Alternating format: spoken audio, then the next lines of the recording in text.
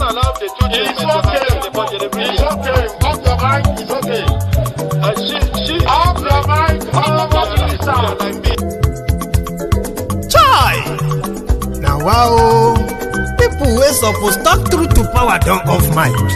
And if we talk, now 500,000 they go summer us, call them hate speech. But fear not, my ego don't come. Ingo torchlight every corner, nooks and cranny of all these bad people where they spoil our country.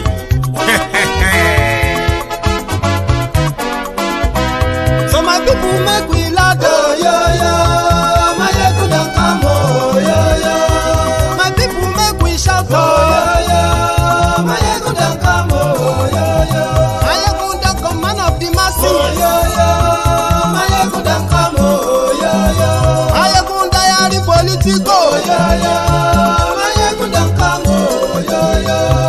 this one not the off in mind. And in the touchlight every corner.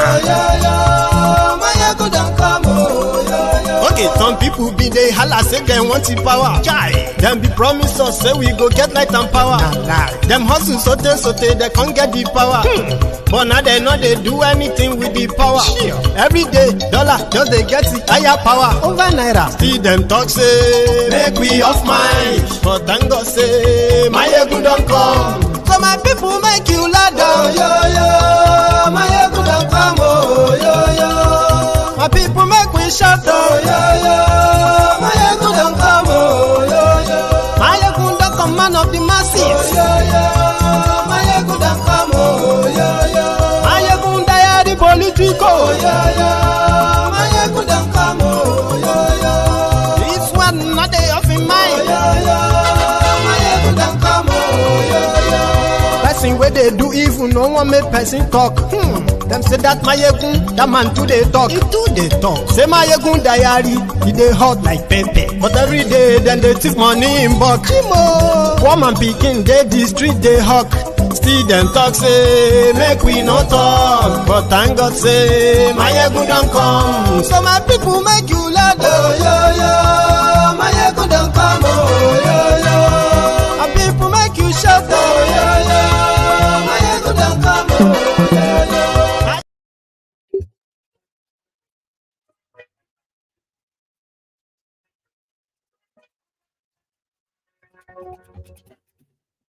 Hello there. Mayegun la wa mo dodo.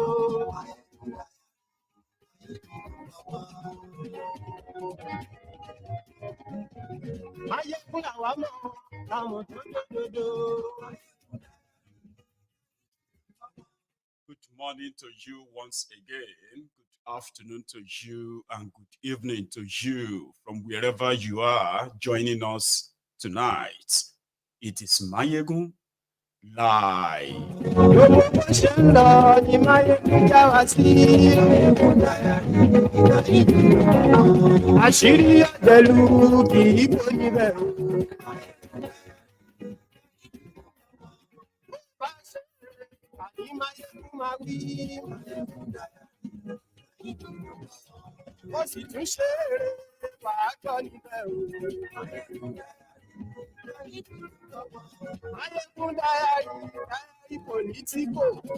Thank you so much. Remember, read the caption of the broadcast, the description of this broadcast, like it, then share it by, to invite your friends and then your not so friendly friends and tell them that Mayegun is back.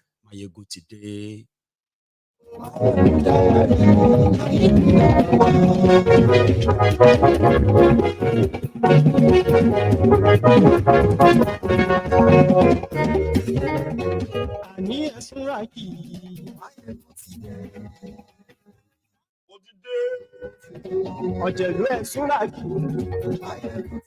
now confirmed again that the new private jets that Thiefnubu and shittyman want has been bought already, so to say, and this is going to cost, or is already cost, has cost Nigeria over 1 trillion naira. Put it that way. 1.1 trillion naira for Thiefnubu and shittyman's private jet, over $700 million. It has been ordered, delivered a month ago. What they are doing right now is that they are fitting it with what they call the security sort of that will now make the aircraft, not just any aircraft, okay, but fitted with the facilities that befits the president and vice president of a country. They are doing that right now in Europe. France, to be precise. I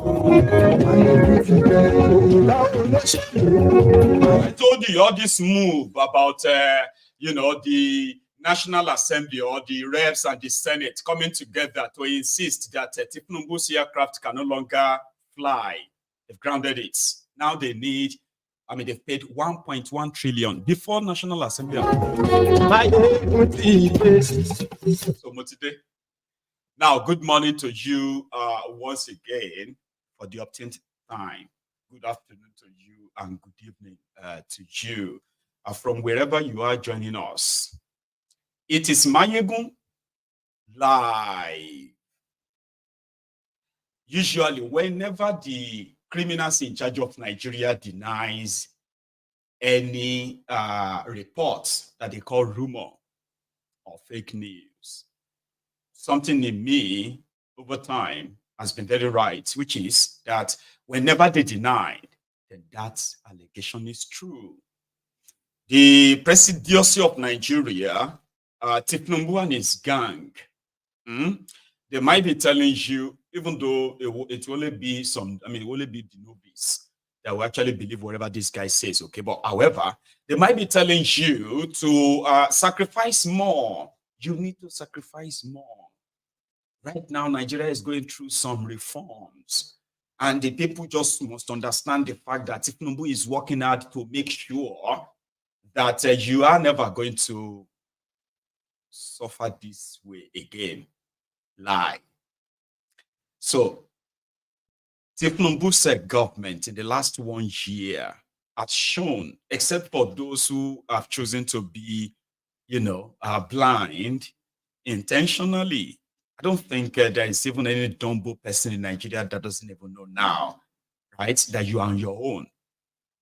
Okay, so whenever Thiefnubu talks about his hope and all of that nonsense he talks about, it is mostly the opposite of what they are saying. Because I prefer to kind of look into their actions than what they are saying. And ladies and gentlemen, brethren in the temple, their actions are anti-people. Their actions are totally to destroy you, finish you, even without touching you.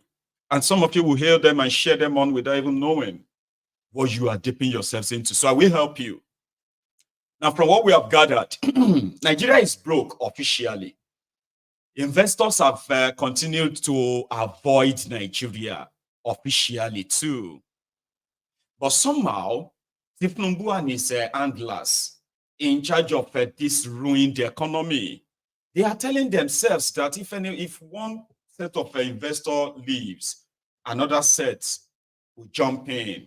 But in the absence of all these investors jumping in or waiting for them to jump in and help you in Nigeria, Thiefnubu and his gang, they have wholly depended on borrowed money. Now, you see, this is part of the problem, okay? You see, borrowing is not a bad thing per se. That is if it is actually used, if it is used for the purpose that is intended for initially, like if they actually do that, then you can say, oh, you can look back, you can look forward, rather, you can look forward to the payback from that, whatever sacrifice you have to sacrifice for that loan.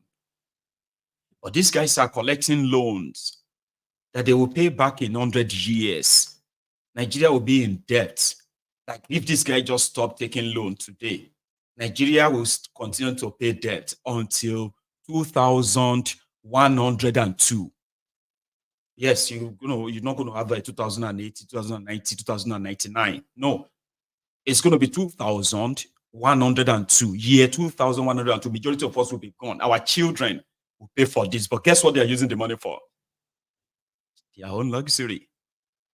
You are seeing them, Abby. Now, This money they are giving to them, they are not giving it to them as charity. They come with some conditions that is sort of a tie to your economy. Now you have a country that has the population, the biggest, the biggest population in the whole of Africa, over 200 million. And that country, after 60 or nearly 64 years of independence, that country is still generating below 5,000 megawatt electricity, distributing less than 3,000 megawatt electricity to the population of 200 million. You don't need anybody to tell you that if you are looking for the weapons, if they say weapons fashioned against you, I 100% believe it's Nigeria. These guys are taking money, okay, that millions of you are expected to pay for. The money is being used to buy luxury for themselves. I'm talking about where these guys have opened their conduit pipes of how they will be looting, or how they have been looting Nigeria with reckless abandon. Reckless abandon. They've taken over 34 trillion so far. And I bet a penny of that was never invested in the Nigeria economy. A penny of it was not invested there. In part of the loans they were taking, or the part of the loans they took, consultancy on how to advise Thiefnubu on how to increase or improve tax collection. Are they not already taxing you to death now? Double, triple, quadruple, quintuple taxes that never ends in the real, the country's treasury that then goes into the development of the country. Nothing. Nigeria is at a worst in history. Worse. Nigerians are facing the hellish of hell economically right now. But guess what? They will face even worse and worse with these guys. IMF and World Bank keeps giving, they keep giving them this money. Oh, we need money to improve malaria. $350 million. They will pay it back for another 20 years. We need money to fight tuberculosis. Oh, we need money to fight polio. They go there and borrow. Now, they've managed to say they are borrowing money. They're now borrowing money to improve the economy, so that people can advise Thiefnubu more on how to improve the economy. They took a loan of $750 million for that, just to advise Thiefnubu how to improve the economy. Now, the whole money came to 34 trillion official in 1 year. Now, we have now discovered that part of that loan is that, it wasn't only 1.1 trillion that Thiefnubu paid Chagoury for the coastal road, Lagos to Calabar, 700 kilometers, 10 lanes. 15 trillion.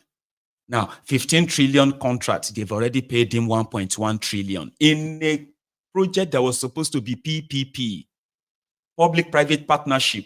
Chagoury and ITEC, they were supposed to build the road. If they won the contract, they were supposed to build the road with their money.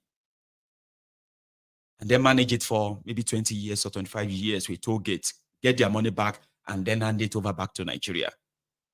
But Thiefnubu gave it to his pal, right, has already given him 1.1 trillion before the first shovel of a gravel was dropped on the ground there.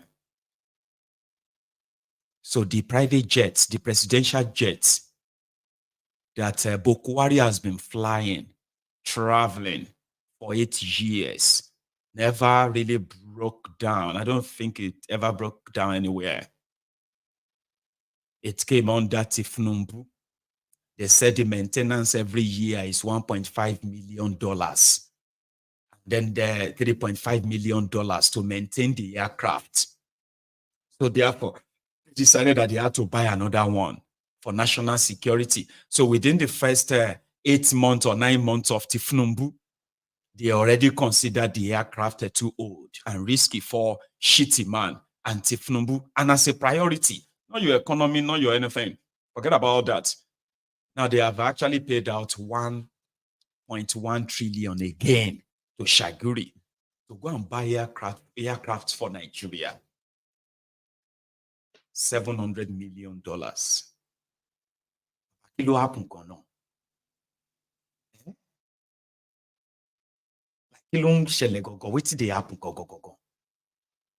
You are hearing all of this. I mean, you heard them when they spent $13.5 million, 21 billion naira in building a new presidential and vice presidential house. Meanwhile, the former vice president house was renovated for this guy with 4 billion. They renovated the former vice presidential lodge with 4 billion. Then completed the one they've already spent 15 billion. They now spent another 21 billion, making it a total of how much? 36 billion vice presidential lodge. But Nigeria is a dead economy. So Nigerians who have been told that Nigeria is a dead economy, they just have to understand. And shittyman and the rest of them, they were homeless. They needed the house. 21 billion naira house. Everyone who have seen the house, architects, real estate agents and all of them who have seen the building that they constructed for 21 billion. That were a weekend spent 21 billion in building, right? They said if anybody spent 1 billion, if despite the exchange rate and the trashy toilet paper naira, the entire thing there shouldn't be more than 1 billion naira. So 20 billion has gone into the pocket of some people, and they want Nigeria to be proud and have pride. Now they have a vice presidential house. So next year, they will need a newly built house. So they will need maybe about 10 billion to maintain it next year in 2025, because they have to maintain it. Shittyman walk and live in Abuja as your vice president, Abi. But they have a house, a vice presidential lodge for him in Lagos. They renovated that with 4 billion naira. Thiefnubu's presidential lodge in Lagos too. They renovated that with 7 billion naira. Come on, man. Asshole Rock was renovated. Despite Bokohari moving out, they renovated the Asshole Rock with 14 billion naira. And Nigerians they just need to understand the country is going through a lot. I mean, was Bokohari living in a Bimanja? Was he living inside I don't know. Was he living in was he homeless? That they needed 14 billion naira to renovate the house. She also rock burned down. Huh? Now, the presidential jet of Nigeria, they bought 2 at the same time. A broke country that is always looking for who to borrow money from. They will tell you they are looking for investor, but rather they are Bambi Allah begging for money. They will tell you we are the Thiefnubu met investor. Where are the investors? Where are they? Or IMF continue to give them the money. They continue to give them the loans. They continue to, they see them as they are, wasting this money. And the people are told to just calm down, give him time. Give him time. So now we have been told, ladies and gentlemen, Thiefnubu and shittyman's aircraft, they have been bought. They are currently somewhere in Toulouse. Now, like, France, they manufacture their own plane. Now, I think, what's the plane of, what is that name of that company that is manufacturing? Is it Boeing or Aero? No, there's another one. It's just disappearing in my head. So Chagoury, Gilbert Chagoury of the Chagoury, right, is Thiefnubu's confidant. That means Thiefnubu's a very, very trusted ally. He appointed him as his confidant officially. So he's been airbussed God bless you. I don't know. That's the first thing I remember. But because I didn't want to forget Boeing and others, I was like, oh, Airbus. Maybe Airbus is the one building it for them, or a different company built it for them, or they bought it off the shelf and now they needed to equip it. They will have to equip it with the standard anti-this, anti-that, all this radar this, radar that, just to make it a president, the aircraft for the president of a country. Okay. So they will probably just have to make, you know what I mean now, like take some seats off and compartmentalize the entire place to have its a small office and all of that in, even for shittyman. Empty pangolo heads that are destroying Nigeria and Nigerians' lives. But they are treating themselves the best. I mean, the lawmakers got themselves a 160 million naira SUV each. Even didn't fall. The judiciary themselves also got over 200 billion naira from Thiefnubu for job well done. Even no fall. Everybody is be happy and everybody is fine. Like Aduke said, the elite are cashing out, especially if they have any affiliation with these rogues. So that Nigeria is burning, Nigerians are starving, Nigerians are dying. All of these things that we always talk about here is none of their business. But what I don't understand is that those who are actually the direct victims, they themselves then defending these rogues. They tell you that they have passed a student loan. But yet, I am yet to see anybody who has been sort of, given the student loan to pay your school fees. I have people who have dropped out of schools that they are not going back anymore because, what's the point? And I have those who have possibly changed their mind that they are not going to send their children to any higher institution anymore. But these criminals in Babariga, in Agbada, they are like, people need to understand that this is the only country you have. We don't have another country. All of these things that you are condemning Nigeria, if this country should go up in smoke, all of us are going to suffer it. Oh, that is coming from those who are intentionally making you go through hell for nothing. I mean, I told people the other day, I said, they told you that the removal of a fuel subsidy, okay, electricity subsidy, they are to help Nigeria from going bankrupt. And you believed them. Some of you even believed that the sacrifice of the hardship, the sufferings you are facing was because you are trying to save Nigeria. The subsidy was removed and you are still waiting for Thiefnubu, or now he's going to turn around your economy. Apart from them handing you a cup of rice, giving you a cup of rice, giving you 500 naira, 1,000 naira.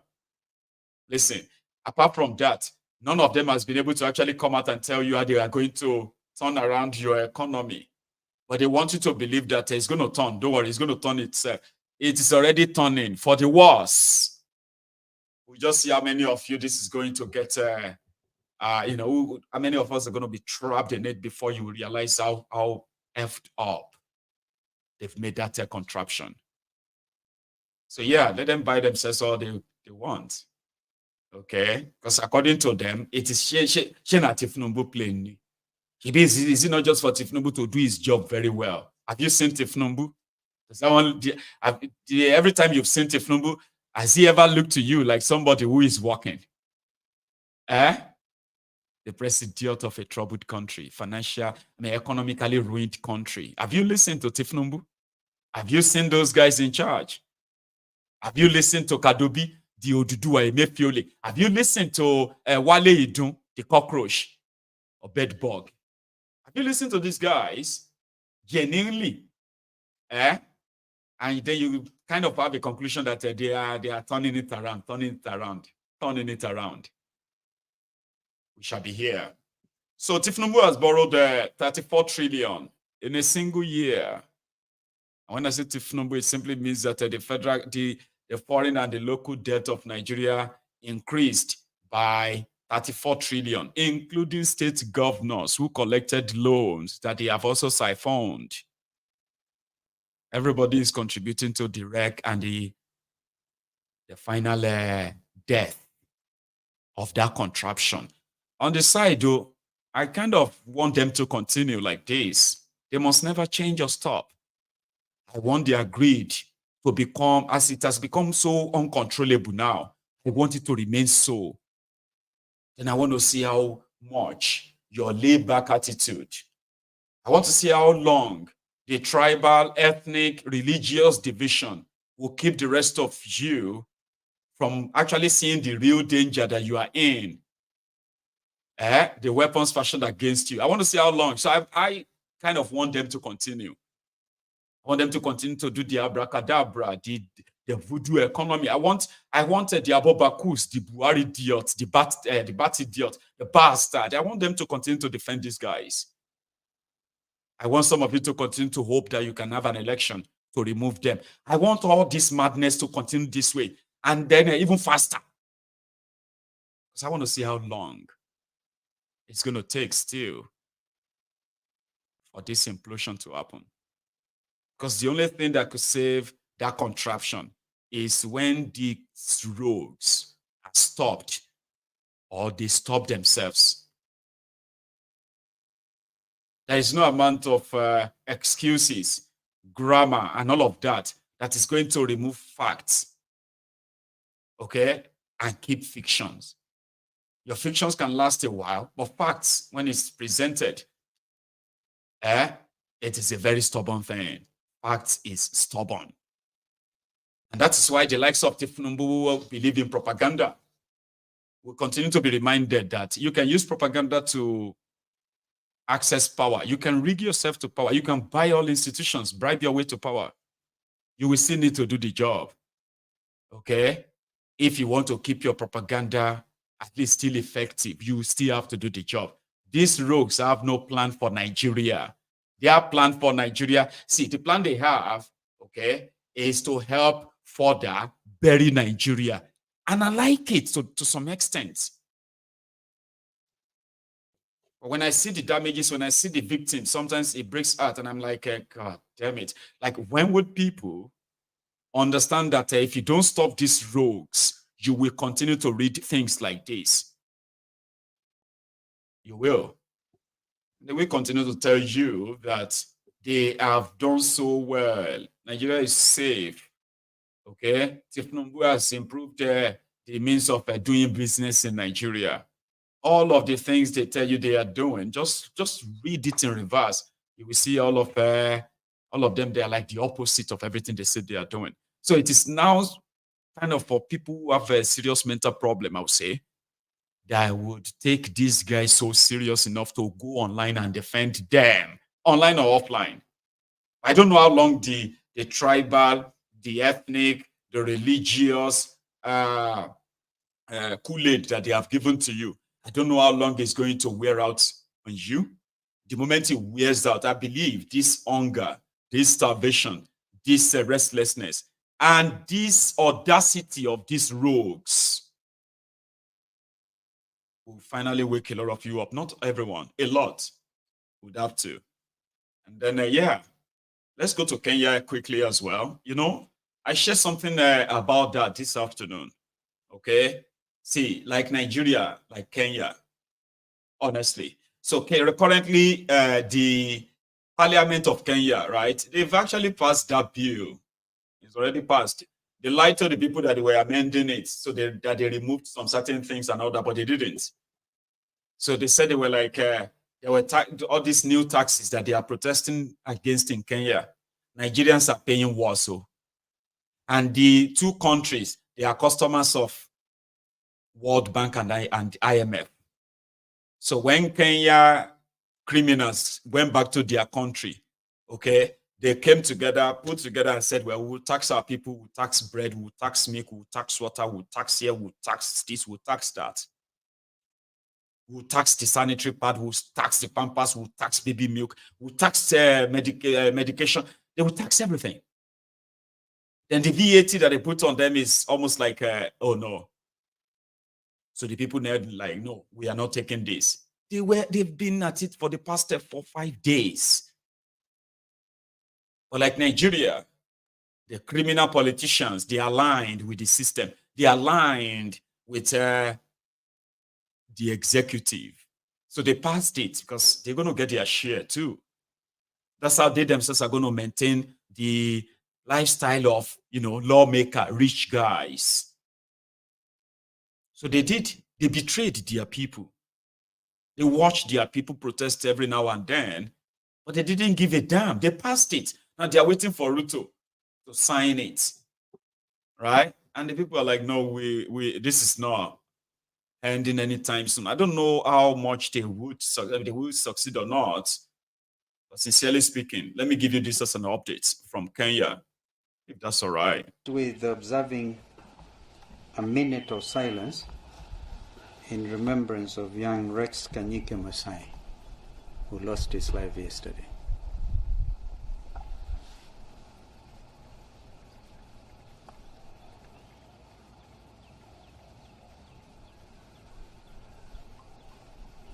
Thank you. Our statement today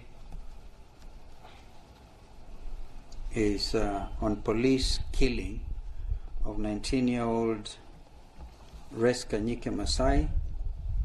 Our solidarity with Gen Z and rejection of Kenya Kwanza's Finance Bill 2024. Thank you, members of the media, for honoring our invitation. Early this morning, we received the dreaded phone call informing us that Kenyan police had shot and killed 19-year-old Rex Kanyike Masai for exercising his constitutional right under Article 37 of our Constitution. It provides the right to peaceably and unarmed assemble, demonstrate, and picket.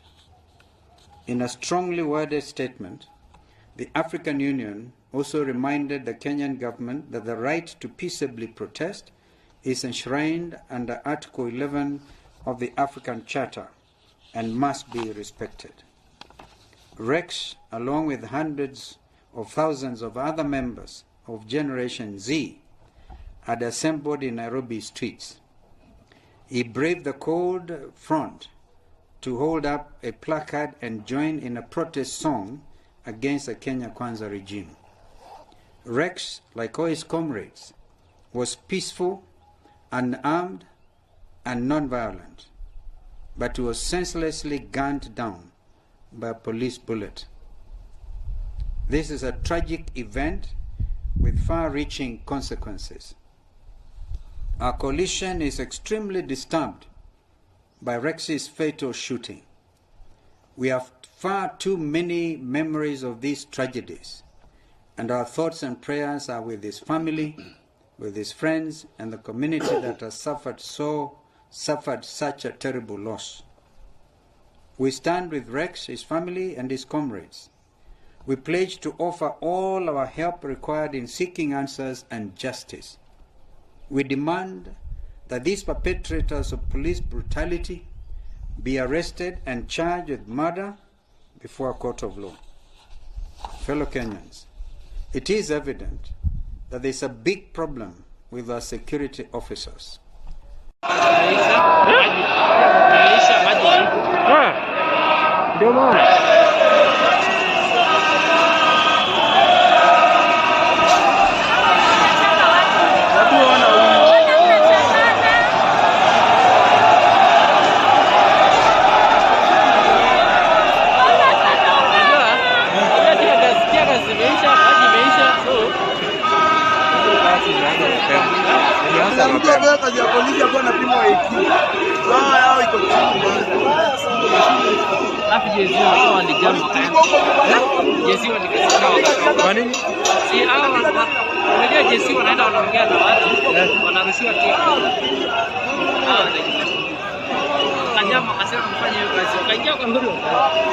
Walikuwa wengi nao walikuwa wanaongeleza, wanakaa hivi wanasema mwili bora tuishi.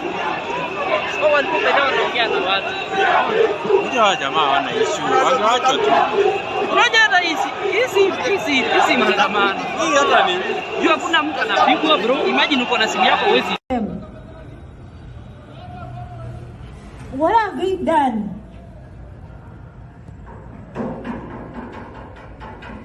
Is it illegal? illegal to wear black. Sister toka. Mbona unakubali kushikwa? Sijui mbona mnaarestiwa. Mama ameomba lift. Did you just spank her? I hope umechukua hiyo.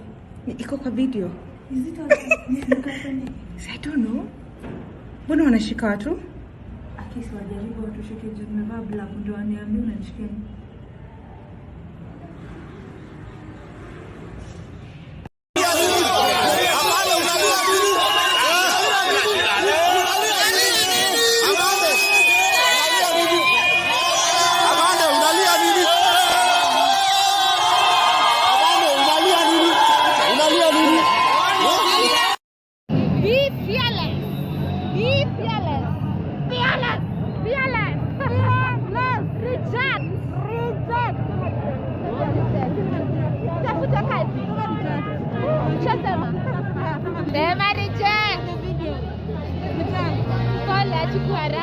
Sisi ndo machensi wa village. Hatukwenda maandamano yoyote, but tulikuwa tunapiga tu shots za changa tukisema reject finance bill. Reject finance bill. Na tukisema fuck you Ruto. Fuck you Ruto. But anyways, mshabitisha. Haina shida. 2027 tukutane kwa debe. Hata mimi nitafaya kwa MP.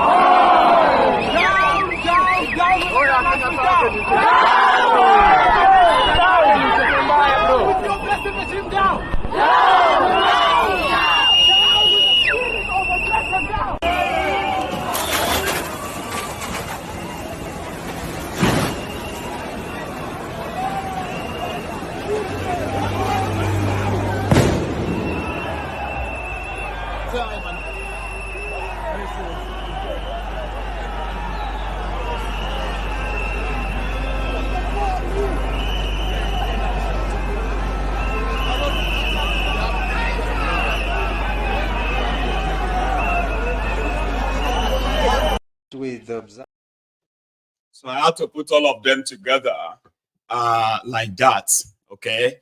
So that's from Kenya today. More actually happened, right? And they have been very, very,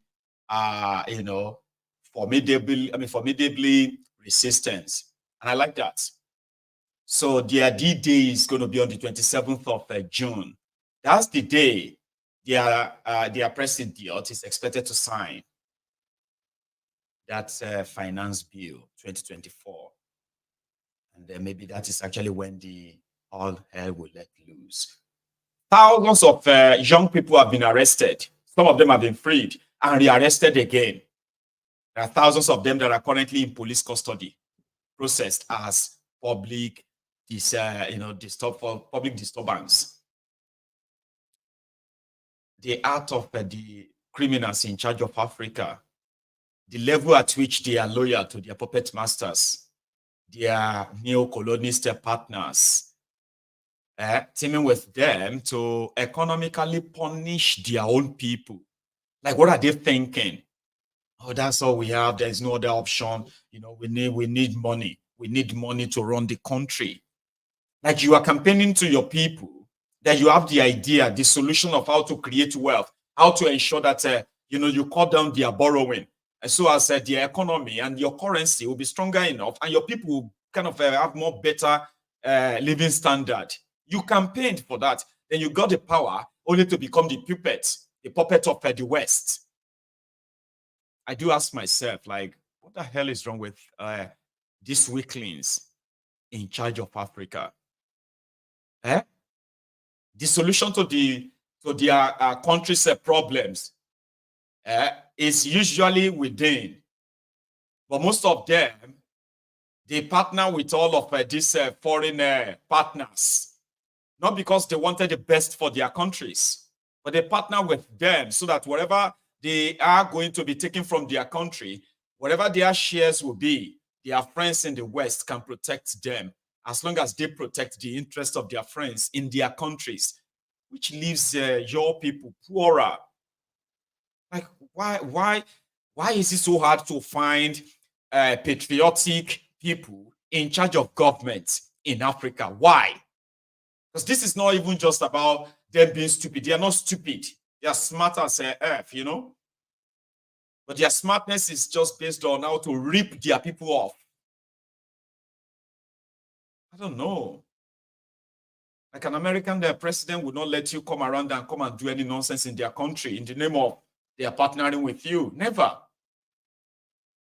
So why would you let them do that in your own country? Like just like that. You know, finger your monetary policies in your country.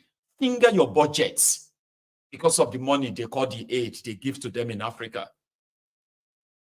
They do not have this solution on how to actually fix their problem in their countries, but they do have all those solutions when they are campaigning. But let them have the power. Then they will begin to look up to America, begin to look up to Europe, begin to look up to Saudi Arabia or China. And every condition they give to them, they are willing to take, as long as it's going to give them free money, quick. So I wish Kenyans all the best, and I hope you will be able to turn the tide against this establishment. Nigerians tried it. It wasn't like this, but Nigerians tried it then, and it lasted, but it was just like a western part of Nigeria. Southern part of Nigeria. And then partly Abuja, the north central of Nigeria, the middle belt of Nigeria. So a chunk of northern part of Nigeria said protest was around because their man was in power. They were suffering, they were dying, okay? But they were never interested in any national protest that would make their man not to be president anymore. So it played well. Bokohari succeeded, decimated them, impoverished them in the north. Now some of them have their voices because their man is no longer the president. And protest is no longer haram. So they are calling on the West, on the South, to join them in chasing Thiefnubu away. The people that told us that they will never vote for infideli. Those who told us that, the infidel of the South, okay? Quran told them never to be led by an infidel. They are Muslim. They say one Muslim is good, two Muslim is better. Now they have the Muslim ticket, and the protest is no longer haram. Poverty don't escalate. Insecurity has escalated. Life don't end to almost ground zero as we speak in northern Nigeria. So Nigerians did it for 21 days. Yeah, it started from the end of, it actually started from the end of September. Then it kicked off it got really serious by the 6th or 7th of October. But there were those who have been protesting every day then. How could it be? I mean, what do you think will happen if what happened in 2020 was actually national protest for or call for the end of bad governance? If the entire country actually followed through, maybe something different would be happening now. Maybe APC will be gone and become history today. And every other people that will succeed them, they will be very careful. Very, very careful not to go the way of APC. But these northern alphas, northern imams, and all these northern elites, they ensure that the tribal, the ethnic, and the religious divisive rhetorics that has kept them in power for so long got replayed. Their people got played. Now the whole wailing wailers started from them now. So they are wondering why the rest of the South is not actually joining them. Unfortunately, anyway. So they tried it then. It lasted for 21 days. Out of that 21 days, 14 days of that 21 days was intense protests, endless, and it was spreading like wildfire. It left Nigeria for abroad. There were also Ansars protests all over the world. We are yet to see Kenyans abroad mobilizing in their large numbers to support their brethren back here. So it happened in 2020 in Nigeria. Unfortunately, it didn't change anything. And so if you see some Nigerians who are watching you, Kenyans, right now, some of them are having PTSD just watching those videos alone, because it brings back so much memories to, to them. The memories that are not really good. But looking back to make it, everything just seems like it was for nothing. It was the Ansars that led to the movement that they call the obedient movement in Nigeria today. Because I remember the supporters of the murderous regime of bokohari that killed over 500 protesters in Nigeria at that time. And the world continued to roll out the red carpet. They were rolling out the red carpet for bokohari, a murderer, at the time. And that actually just really, really got to me there now, because I just remember, because I covered that Ansars madness at the time. So bokohari got away with it. He did. And the rest is history today, because they were telling those young people that if they were not comfortable with APC, they cannot use protests to remove bokohari. They should go and wait for the next election. They should go and register to vote. They should go and join political parties. They should go and run for office. I remember the supporters of the murderous bokohari, they were saying that to those young people at the time, the Sorosuke at the time, 4 years ago. That's what led to so many of them believing that, so you mean we should go, okay. They can't send Yakubu to them. Yakubu can say that we are doing this election 2023, nobody can rig it.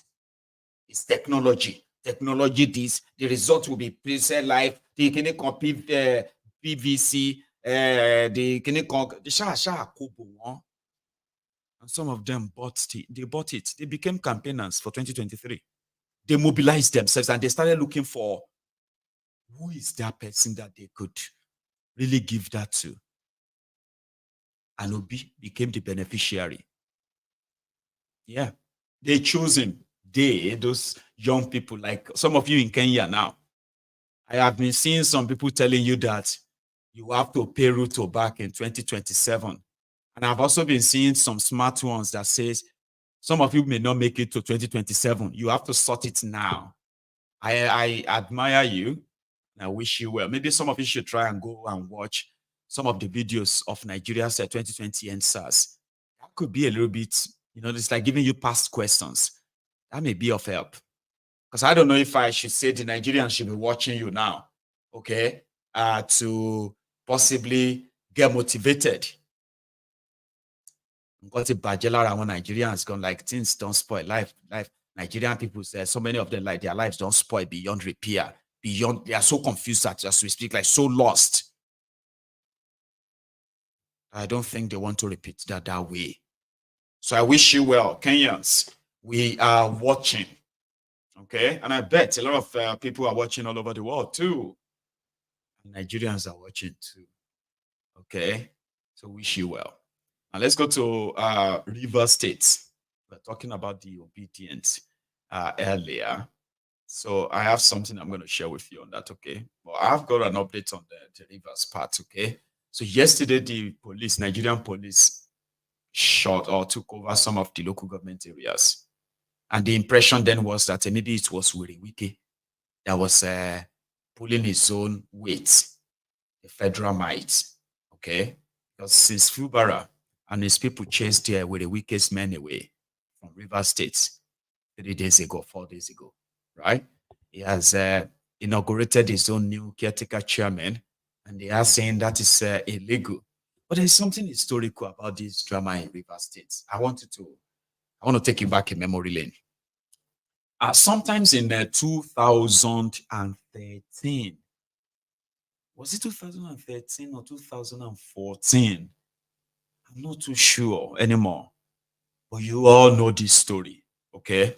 It was the crisis of the River State House of Assembly when 27 lawmakers were loyal to Rotifmi, Amoshi, the Obima Judas Iscariot. 27. Then there were 5 that were loyal to Werewike. Werewike was a minister then, don't forget, in Abuja under Goodluck Ebere Jonathan. However, Werewike venturing into facing Amechi at the time was because it was similar to when Werewike went to the PDP National Convention, Abina Congress, and he was asking the people there, give me power, give me power. I am the one that can face APC. Give me power, give me power. Send me, give me power. That's exactly what they said Werewike said. Then that, Madam, that's a Patience Jonathan. Madam, Amechi has said, insulted you. He has this, he has that. So we need somebody stronger to face him and destroy him. So Wike was a very good candidate for that purpose. Okay? So he started work first by picking this guy from this Obiapo, his own local government area, Amawule. What is his name again? Amawule. What do you call the other one? Evans BP. And then another one. They were just like about 3 or 4, or 5 or 4. Right? And then they suspended the 27 lawmakers who were loyal to Amechi and appointed a new speaker. And the speaker then was Evans BP, who is now supporting Fubara against Werewike. I'll play you the clip. It's a TVC report. Some of you will remember it, some of you won't. But this happened 12 years ago, no, 11 years ago. There was an uneasy calm in the assembly complex. The mood also before it eventually occurred smelt violence. The 27 pro-Governor Amechi lawmakers had reconvened for their sitting before their 5 anti-Amechi counterparts stormed the assembly chambers and started exchanging banters. The 5 legislators succeeded in driving away their 27 colleagues before they impeached the Speaker of the House, Otele Maba Amakri. The motion for the impeachment of the Speaker was moved by Martins Amewule, a member representing Obiakpo Constituency 1. His colleague Victor Ihuwe of Port Harcourt Constituency 3 moderated the impeachment session.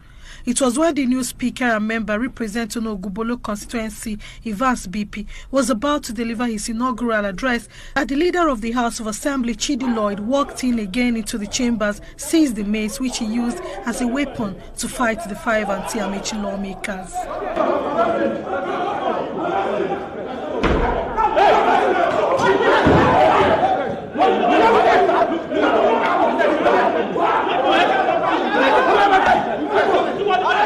At some point, the memory card of TVC News crew was seized by the security operatives. It was, however, released after so many pleas.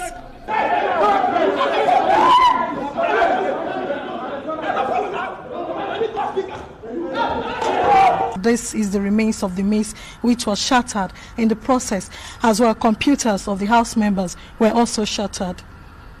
The tension notwithstanding, the new Speaker, Evans BP, delivered his inaugural address after the free-for-all fight in the presence of 2 of his colleagues. I thank you for electing me this day as the new Speaker of Rivers State House Assembly. 15 members have been suspended. The names will be given to you later.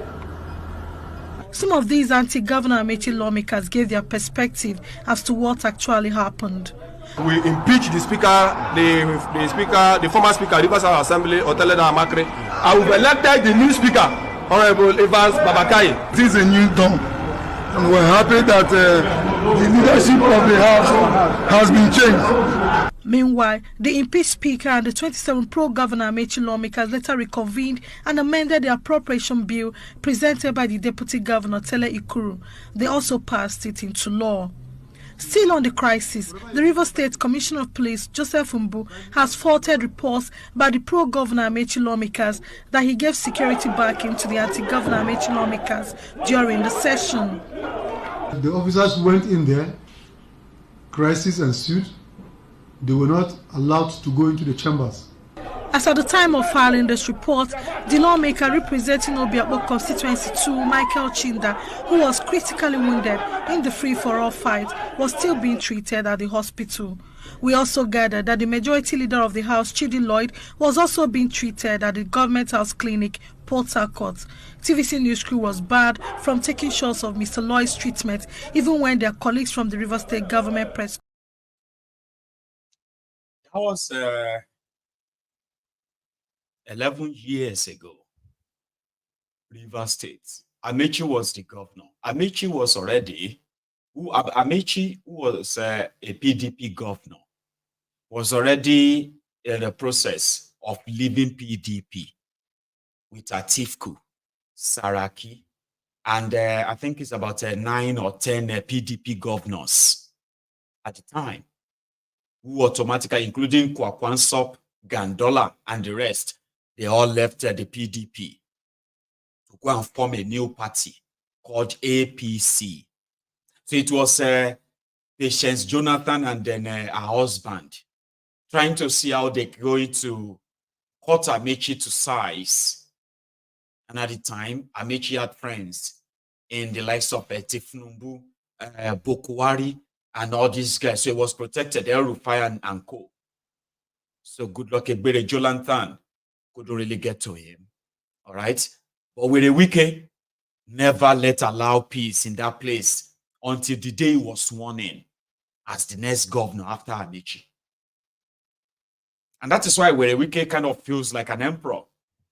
He believes he liberated the state for PDP. Once Amechi moved all of their stuff, the money, everything away, he, Werewike, brought honor back to PDP by giving the job and giving appointments, including elective positions, that PDP took over the entire state. And all these guys would have become nothing if not for him. And then you see the irony. The person that moved the motion to remove Amechi's speaker, Martin Samawile, is now the speaker or the leader of the 27 House of Assembly members that Fubara have declared their seat vacant now. They have now been removed by another 5 members of the House. Some will say Nakama. I don't know about that. So APC is calling for what they call the emergency, state of emergency in Rivers State, because Fubara has gone totally mad. But you see these young guys, they granted a presser, as usual, that APC is mad. That's not what they said, but listen. Rivers. This proposition, rather than offering a solution, appears to be a deliberate and calculated maneuver aimed at exacerbating the existing instability in the region for a political expediency. We therefore unequivocally and emphatically condemn the APC call for a state of emergency in Rivers State, as it is not only unwarranted, but also a deliberate attempt to plunge the state into chaos, confusion, and turmoil. This move is a thinly veiled ploy to conceal their own culpability and destabilize the peace in Rivers State for political gain. The narrative being perpetuated by the APC is patently false and misleading, as they seek to portray themselves as innocent bystanders while deflecting accountability for the current situation. We, however, see through this small screen and recognize their actions for what they truly are: a deliberate attempt to manipulate the situation for political advantage. While we acknowledge that the security situation in Rivers State is a concern that requires attention, we urge the relevant authorities to adopt proactive measures that address the root causes of this issue. Declaring a state of emergency is not a viable solution, as it will only lead to further violence, displacement, and human rights violations in that region. We have been observing this with great concern the reputation and recent calls for a state of emergency by APC, and we are firmly convinced that the declaration is not aligned with the best interests of Rivers State and its inhabitants. Only the contrary, it appears to be a deliberate and calculated scheme designed to precipitate monumental chaos and confusion in the state. A development that is both unfortunate and deeply distressing. It is apparent that APC is exploiting this call for a state of emergency as a small stream to obscure their own actions in Rivers State, a ploy that we as organization seriously dedicated to promoting peace and stability cannot and will not condone. The people of Rivers State deserve a far better than to be exploited as mere pawns in political game, characterized by marginalization and manipulation. We are persuaded that the APC call for state of emergency is a politically motivated maneuver aimed at undermining the current administration in Rivers State, a dangerous plot to destabilize the state and create an atmosphere of fear, uncertainty, and turmoil. We wish to unequivocally condemn with strongest possible terms the call for state of emergency in Rivers State, as it would only to further destabilize the region, exacerbate the suffering of its people, and perpetuate a culture of political manipulation and exploitation. It is imperative to recognize that declaring a state of emergency in a drastic and extraordinary measure, not a political instrument to be exploited by partisan gain. Implementing such a measure would only serve to erode the trust of the populace in the democratic process, further disenfranchising the people of Rivers State and potentially exacerbating the existing tensions. Rather than resulting in the heavy-handed approach, we urge the authorities to focus on implementing tangible solutions that address the underlying issues. We emphatically call for the immediate apprehension of APC chairman in Rivers State, whose inflammatory rhetorics and actions have been demonstrably linked to the current tension and instability. Furthermore, we demand that the federal government conduct a comprehensive investigation into APC's involvement in the security breaches in Rivers State and hold them accountable for any wrongdoing instead of declaring a state of emergency. We call for accountability, justice, and transparency. The immediate arrest of the state APC chairman of Rivers State is a necessary step towards restoring peace, stability, and normalcy in that region. Genuine peace building requires a commitment to justice, accountability, dialogue, and a willingness to investigate the root of the violence, hold those responsible to account, and create a space for open and honest conversation between the stakeholders. By adopting this approach, and Thiefnubu says, Nigeria, we are hungry, no food, no light, no water, is cost, Gary is cost, we can't even buy rice, see our children hungry, no food, no light, no water,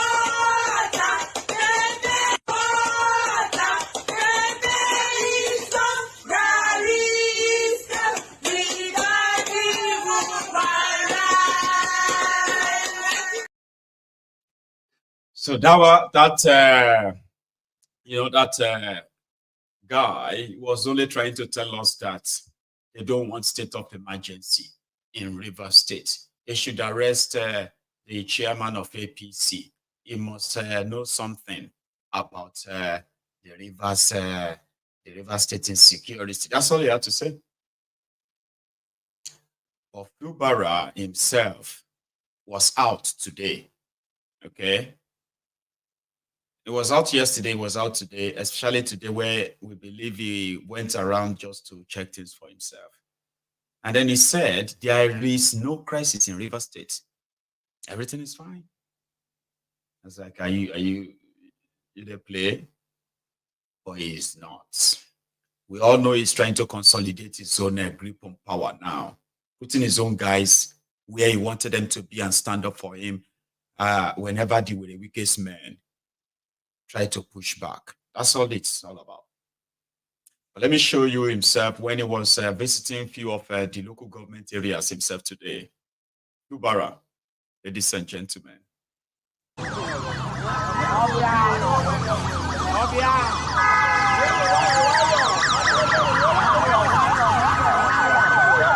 are alive, we are alive.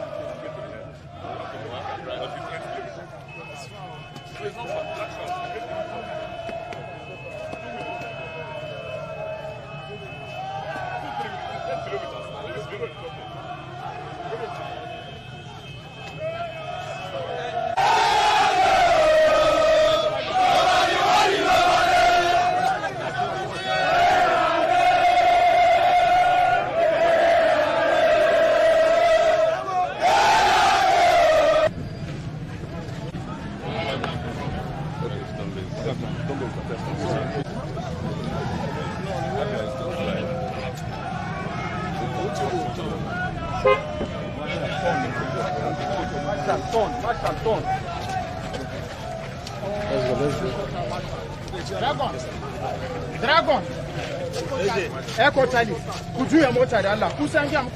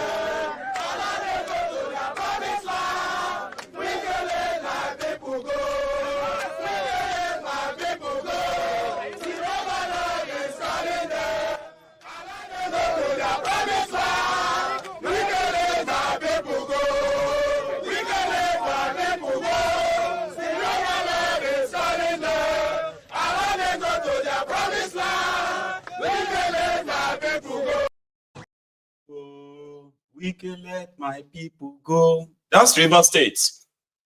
And it didn't end there. That's for the Fubara's people. And it was there to give them, it's like the confidence booster for them, right? I'm going to come around to let you know that you have my backing, okay? And to check on how you guys are doing. Well, I know some of you are pretty much seeing what I saw too. Who would have so much time on their hands if they have a job or if they have work to do, to be gathering together during the work hour, okay, to come and sing for a politician during their political face-off. Normally now, old people you suppose see have that kind of time because they are they have so much time on their hands, not young people. But in Nigeria today, if they tell you that the population is, you have more than 70% of them who are actually really jobless. They will tell you, no, it's not like that. They have other jobs. No, they don't. They don't. It's just of what you call jobs in Nigeria, or you call artisans or whatever you call it, right? In Nigeria, it's just what people have to survive, okay? You don't call that a job. Something that happens to them, not like a real thing, an everyday thing, right? That's not a job. That's why a lot of people have enough time to follow these criminal politicians who have created that economy. That people believe that, yeah, I have my handwork. You have a skill. That's not job. Okay. And that is why we can tell, okay, if it was actually a viable economy that they created in that aspect, right, it would reflect, but it's not reflecting because a lot of people are living from hand to mouth because there is no economy in what they call, I have my own job. I'm a carpenter. When was the last time you are probably mounting a building to, to change the roofing sheet or even put a fresh one on? Or a brand new building, so to say. Or you are a carpenter that works maybe 2, 3, or 4 times, real job in a year. That's not a job. That's a skill. And it could have been a job. It could have been a business. If you are actually living in a country, in a place that, factor you into their economic plan, you are not, it's unfortunate, okay? But yes, you have so many young people who have become the devil's workshop for these criminal politicians. They love their oppressors differently. See the 1 million man march for Wike, also somewhere in Rivers State today, by young people.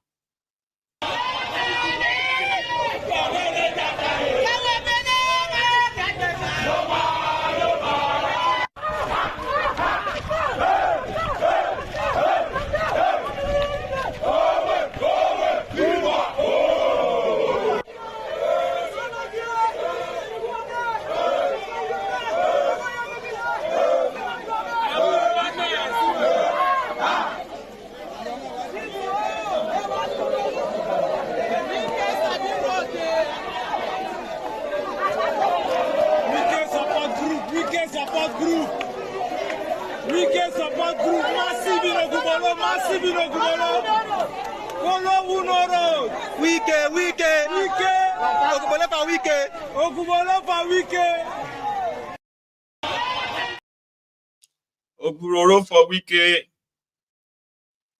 Okay. And then do look at the community itself, right? Is it just like the regular one, right? Abandoned, neglected, underdeveloped.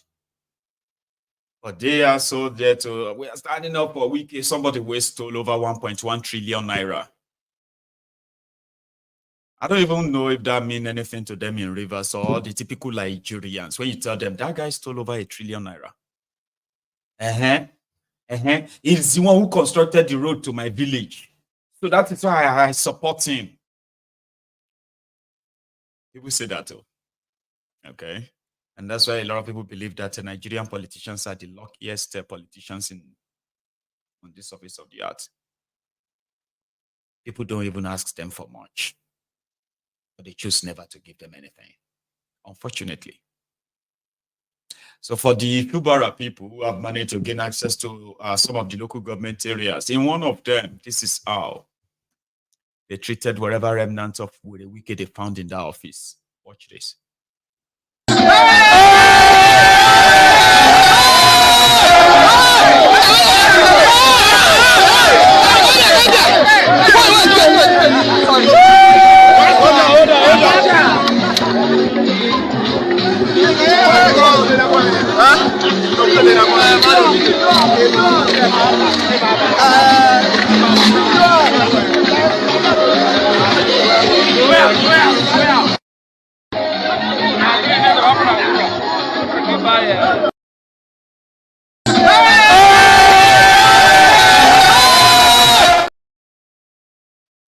Yes, that happened. And that's from Rivers, I've got something else from, although this is also from Rivers, but I don't know if it's, tell me if you don't like it, okay? And then I will take it. It is Asari Dokubo dumb. Like he had this interview where he showed off his cars. He was talking about his cars. And then you're like, oh yeah, I live in the creek, this place. I am one of the 50 billionaires. So Asari Dokubo is one of the 50 billionaires in Rivers State. He said it. Let me show you a bit of it. I'll take it off your screen if you don't like it. My needs are very small. Your fleet of cars, they said worth 5 billion, I saw them. I saw them. I saw the G-Wagon. I saw the. If you talk about my fleet of cars, yes, I have a Rolls Royce. I have G-Wagons. The latest one. Yes, no, I have G-Wagons. Not one. I have 2 bulletproof G-Wagons. The other one, G-Wagon 800. Maybe the only one in Nigeria. Yes, maybe the only one in Nigeria. The G-Wagon was sent to me by my friend from Benin Republic to mark my sister's birthday. But it's about $1 billion plus. Wow, just one G-Wagon. That's why we're saying you're amongst the 50 billionaires. It's about $1 billion plus. It was bought for me by my friend. This is Edo Bali of Kalabari Kingdom, Namobare II.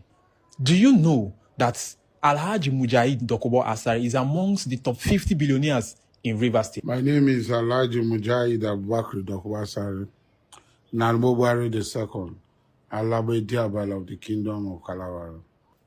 So briefly, Alhaji, we want to talk about your impact in your local communities. We've seen quite a few, couple of activities going on in your local communities. We've seen a place that they call the QMA and a lot of other things. Now, let's talk about your direct impact to your local community. How far has it been over the years? I want to start with woman capital development. I have under my employment 3,218 persons, and the male my male employees who dominate the workforce, the least paid person is 150,000. People go home with as much as 2 million, and my female employees, the least person is 100,000. So it is better to make people to have food on their table. So that's Alhaji Asari doing a bit of media, what do they call that thing again? Media wash. Asari Dokubo is the Niger Delta terrorist. But they kind of, he used to be my friend, all right? He's a Niger Delta, he was one of the Niger Delta terrorists, okay? Who in their way said they were fighting for the government's exclusion of the people of Niger Delta from benefiting from the crude oil from their land. So they call themselves militants. But guess what? The militants of that time, they are billionaires of today, okay? But the communities they are fighting for, the people they claim to be fighting for, they are still living in that squalor, poverty, and all right? So Asari Dokubo signed a deal during the Yaradua time for peace in Niger Delta, right? Asari Dokubo submitted over 3,000 names of militants under him. You hear him mentioning as if to say he opened a business and they are all working inside the business. Anyway, so he had a deal during Yaradua time. They all had the deals, okay? For them to hand over their guns and all of that amnesty deal. So you will submit the names of the people under you, the militants under you, and then they will be paying them money every month.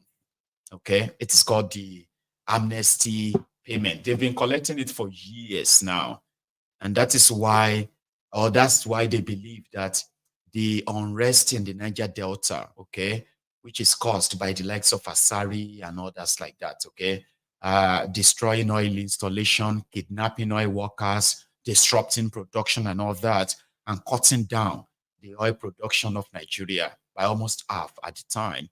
So the best deal they could give them was to say, listen, you don't have to do anything. We'll pay you money. Give us the names of those under you.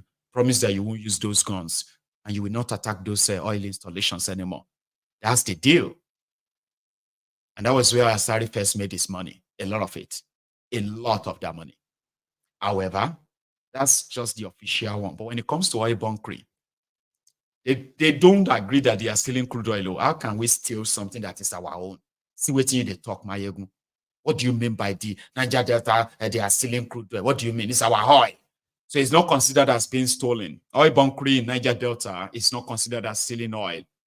It is considered as them taking from their own stuff that Nigeria is taking en masse, that much that they are not giving back to them. So them taking crude oil or tapping the pipeline, all of that stuff, right, is normal.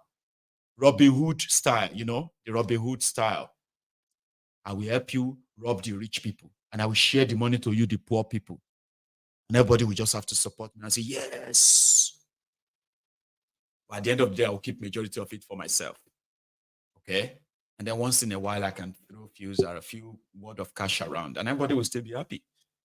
That is where Asari made this money. He made this money totally from illegality and the lawlessness of Nigeria, no doubt. And he's not the only person. He's done so well for himself. You need to see Asari's wealth for real. Like, you need to see, and then you'll be able to see what is totally wrong with Nigeria. Completely. Okay? So he's done well for himself. Government is paying him, and he's also making money for himself from their own oil bunkering and the rest of that in Niger Delta.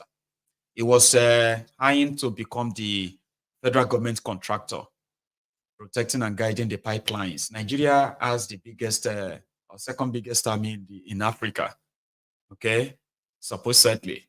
But Nigeria cannot protect our own national facilities like the pipeline. So the terrorists of Niger Delta were those who are protecting the pipeline. No wonder the Fulani terrorists are asking for amnesty for Fulani terrorists too. At least Niger Delta terrorists also got one. Don't think I don't know why I'm calling them terrorists. So Shidano. Why you don't call them terrorists? They are human rights. Is that what you are telling yourselves? Is that what you're telling yourself? Tompolo, Asari, who else? They are fighting for the people of Niger Delta. Is that what you are telling yourself? Eh? They are not terrorists, they are militant. You know? Or if that makes you feel better, okay, it's all right. And the people they are fighting for, how far will they fight? How far? Eh? Anything better? If you decide to call Asari militant, and then you will call what is that guy's name? Bello Turuji. What do you call Bello Turuji? Oh, come on. Ask somebody we understand Yoruba. They are all terrorists in any sane country. Once you pick up arm against the country in a way for your own selfish personal gain, a terrorist you be. But Nigeria is a lawless place, so you know it's got different meaning. It does. So they made so much money, like really, really bad money. If you see Tompolo, I mean, like, I don't know about how to describe their luxury. The guy is practically living like on his own island, like an island. You know, a place we've seen only him there. You know what an island is, right? That small piece of land on water. Baramatu, Abi, what is that place? He made himself a king. If you have to say you want to go and capture, probably Nigerian government want to go and capture Tompolo, they're not going to return. Majority of them will have to die in the creek or die in the water. That's how rich he is. He built himself that. And he's the #1 contractor of the federal government of Nigeria, protecting the pipeline, collecting 4 billion naira every month. That is more than what some states collect as allocation. Tompolo alone, collecting over 4 billion naira every month, protecting Nigeria pipeline. Do you actually know how much Tompolo's contract is worth? Because that's what you always said, 4 billion. Tompolo's contract with the federal government of Nigeria is beyond protecting pipelines.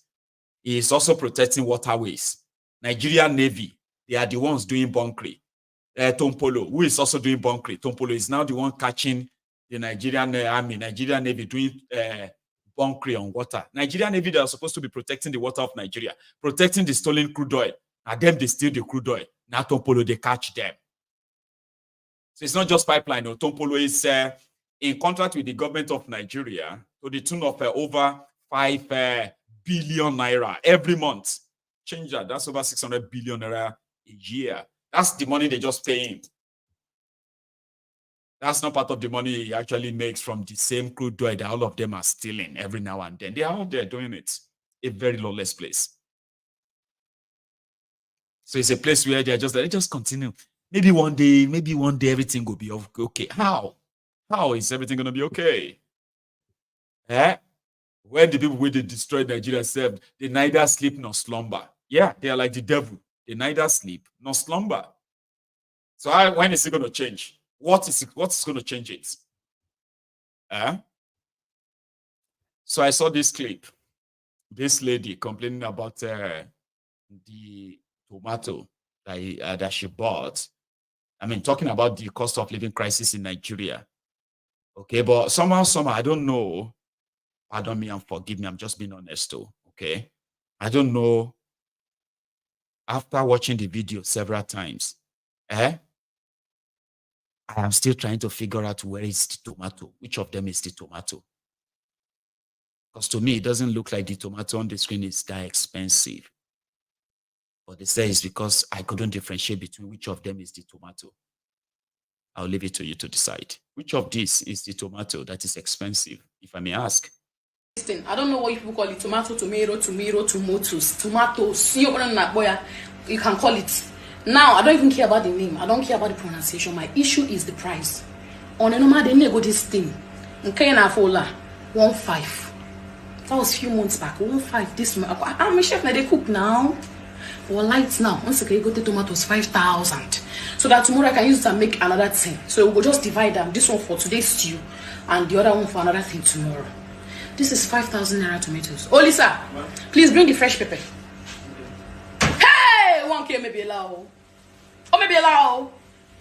Okay, go 2,000 naira pepper. Hey, fresh pepper 2,000. Here now, Fubara now 7K, 7,000 naira. And you think this country will get better? Oh Lord, 2,000. I don't know what you people call. No, it don't get better. All right. What happened is that now that kind there are people like us that they will be like, that's not expensive, 5,000. You know what? Yeah, go and buy 50,000 tomato. Oh, that would be too much. It doesn't matter. Just buy more tomatoes, okay? I know what you are thinking, but that's not what I'm thinking. I'm just kind of trying to, because even the tomatoes are so fresh. Didn't you see that? Everything looks so clean. And I'm like, if it's all clean this way, it shouldn't be that expensive, I think. Like, we can afford it. The African Wallahs too probably agrees. But I think Celia disagrees. Like, you don't need to put that angry face on, okay? So I am just trying to be honest, like other brethren in this temple right now. They will pay for it. That's not an expensive 5,000 tomato. 5,000. Buy 50,000, my dear. Okay? No, don't worry. No mention. There's no point in you, stressing out. If I can save anyone from that kind of a stress, right? I mean, I will do it. See me sounding like somebody will like women. I don't that much. I do like women, but no. I'm speaking the minds of so many other men there as well. Okay, but let's leave that aside. That shows you, okay, that's those who are even still being able to afford the whatever it is the cost of living is right now. And I've said this before. Even those of you who can afford it, right? Yeah, you are going to be like that frog inside a boiling pot of water. Okay, because you can still afford it, right?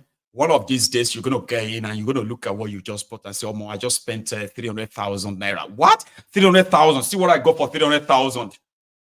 Then that's the moment of truth. You begin to feel like, oh, hey, if something is not done, one of these days, you see that one that she's carrying for 5,000. 5,000 from 1.5. One of these days, she's going to display that same thing for 45,000 or 50,000. Now, so we'll go scream to 50,000. Then those of you who think you can afford it, oh, yeah, God is providing. And then you go to see, you begin to pay attention to the bank balance, your bank balance. Say, oh my Louis, this is not sustainable. Every person cannot survive like this. How do they expect people to survive like this, Baba? With people where they spend 30,000 naira a month. Some of them don't die, but some of them have been trying to survive since.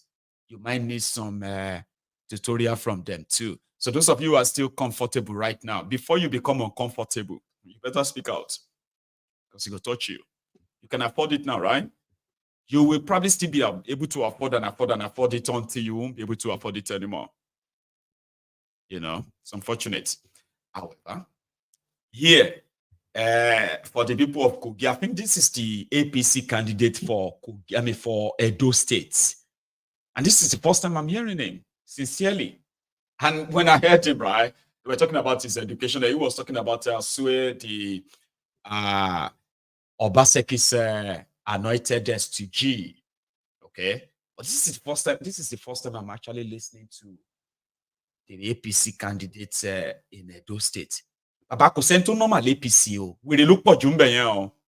You know, there's something that we actually agree on that. Usually, if you go to APC, you will be told categorically that you don't need your brain. You don't even need to think for yourself. That's too much.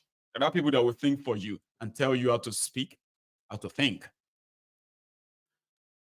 But you would have to do more to convince me that the APC, Egbekegbe, is not the association of psycho. No, there's something they call it the psychosis, association of psychosis, cones. No, cone is not like, okay, it doesn't matter anyway. So what happened is that now we look for the APC, and it doesn't matter the language they speak, we look for Jumbe. Majority of you have no idea that everywhere you see APC in charge of anything, Papa, we don't rule you. Or maybe now let me share. Listen to this guy. They are talking about his education and a few other things. I don't know. I just thought you should hear this. And I think some of you probably have. You know him. I don't know him until now. The educational background of Okwebolo and qualification. Yes. Yes. He read business admin at the University of Abuja. And he has concluded his thesis in masters in governance and international relations in the same school. In any case, he doesn't any more than a school cert to be a governor. The second question, he doesn't. Yeah. No, it's even what he has is superfluous. He don't. No. Hang on a minute. Before all of the exaggerated wordings, let's go down to brass tacks. What will be? It's not exaggerated. No. It's not exaggerated. Excuse me. It's not exaggerated. It's what is due. I'm giving to him. Before all the exaggerated wordings, let's ask, what will be the policy of Okwebolo to tackle challenges around infrastructure in Edo State? And why do you think he's a veritable candidate and against the likes of Asari Dokubo and Olumide Akpata? First, Lord, thank you very much. As for Akpata, we were in one function. We were schoolmates. We graduated from University of Benin together. We went to law school, and he's very competent, qualified. But he's coming, I told him that day that it was anachronistic. That is the time for Edo Central. I told him, he's my friend. I know too, I'm not pretentious when I'm doing all these things. I told him straight away. But for Asari Dokubo, I think I'm coming. The best for last. For Asari Dokubo, I have seen him. We look at his antecedents. He continues to say, I will do. I will do. You cannot choose I will do over I have done this, I have done that, which Okwebolo is known for, and which are there on the ground. Asari Dokubo, I can tell you when he was chairman of Nigerian Breweries, that company experienced tremendous advancement in the reverse. When there was serious loss, huge loss of amount to the tune of over 11 billion naira. He ran it down. The people there wanted his exit. Was that the cause of the loss? Excuse me. See, I say as chairman, under his watch. Was it the cause of the loss? I know. I am telling you, I'm responding that he was the chairman under his watch. Whether it's the cause or under his watch. If University of Benin fails today, he's the vice chancellor. Lilian Salami, they will hold responsible. If Nigeria crumbles today, he's the president, Bola Ahmed Tinubu, they will hold responsible. That's the truth. You cannot hold somebody, power flows from that, cascades down. That's what I'm saying. And you are free as a journalist. But at least when we, follow our heart desire, we don't cross the line. Oh yeah, go ahead. I'm saying he was the head under his watch. I say under his watch. Okay. Under his watch. No other person. He was the chairman. So that's what I'm saying. Again, he has been in government of Edo State. He has been the head of the economic team. He has also been the head of the kitchen cabinet. I don't know if there's anybody in Edo that can come out to say he has been served with any delicious meal by Asari Dokubo. Is Asari a these chef? are some of the things. And we talk of... Is Asari a chef? What do you mean by all this we should know words? wait now. Break it down, please. We should wait. We should know the power of metaphor. So if I say he has not been served with meal, it means he must go to kitchen to In what give you. context? When I say kitchen cabinet, is it that... In what context? In what context? Break it down. Wait now. How has he failed? In yes, what context? The failure of Obaseki. Wait now. The failure of Obaseki. You repeat a lot. I'm answering you. Go ahead. The failure of Obaseki. He's part and parcel. The failure of Obaseki, he's part and parcel of it. And he's a lawyer and very happy. He understands the Latin, mazim, nocito associate, meaning a thing not from his associates. He has been with Obaseki, all the policies of Obaseki, all the words of Obaseki. Today, as we speak, Edo State is stranded like a ship on the high seas, rudderless, with broken navigational aids. Okay, redemption. In the spirit of exaggeration, now tell me what the savior Okpebolo will do. The savior Okpebolo, the captain of the ship, captain of the high seas. So what's he going to do? Anyway, I saw that somewhere and I said I was going to share. There are many things I saw, few places that I was going to share with you. One of them is this actress notifying us that Imo State, is it Imo State International Airport? I don't know if it's international. Is it? I don't know. Anyway, watch this. So guys, we are here right here at Imo State Airport. Touchdown airpiece. It was an excellent flight, but unfortunately, this is where we are. In the compound, they said this is where we'll be claiming our luggages. And there's no light at Imo Airport. Excuse me. There's no light at Imo Airport. We'll be claiming our bags here, right in the compound. This is Nigeria in 2024. This is what we are experiencing. This is totally wrong and unacceptable. Sure. Who is ruling this state, please? What are we doing? Are we going back or we are moving forward? What are we doing? In 2024, no light at the airport. No, it's wrong.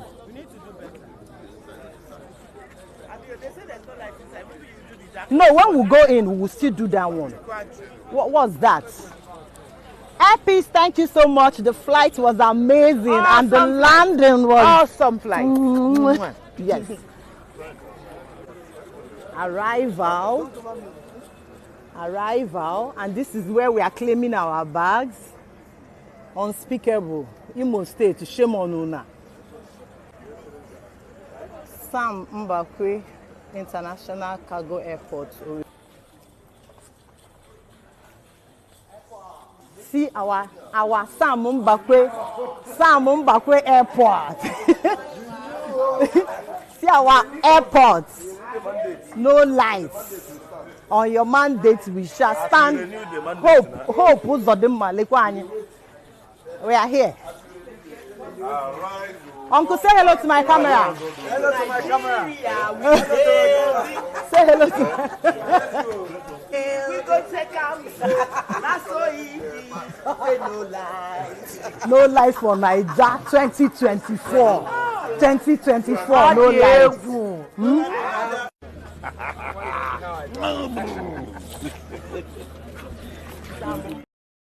Just something that is probably not shocking. It's not shocking for so many of you, right? But it is 2024. Like I've seen a lot of them building airports. The one they built with 53 billion naira in Ebonyi is more or less like a tourist attraction. It's not even attracting tourists. Not to talk of attracting flies. Not fly to flies, like all these flies that will just fly like birds. Or also fly to the airport and say, yeah, nothing they fly, go there.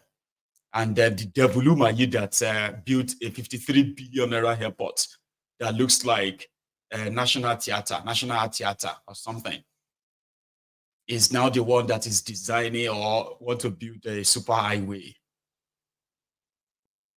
So electricity is like a super highway. You remember that? It's unfortunate anyway, yeah.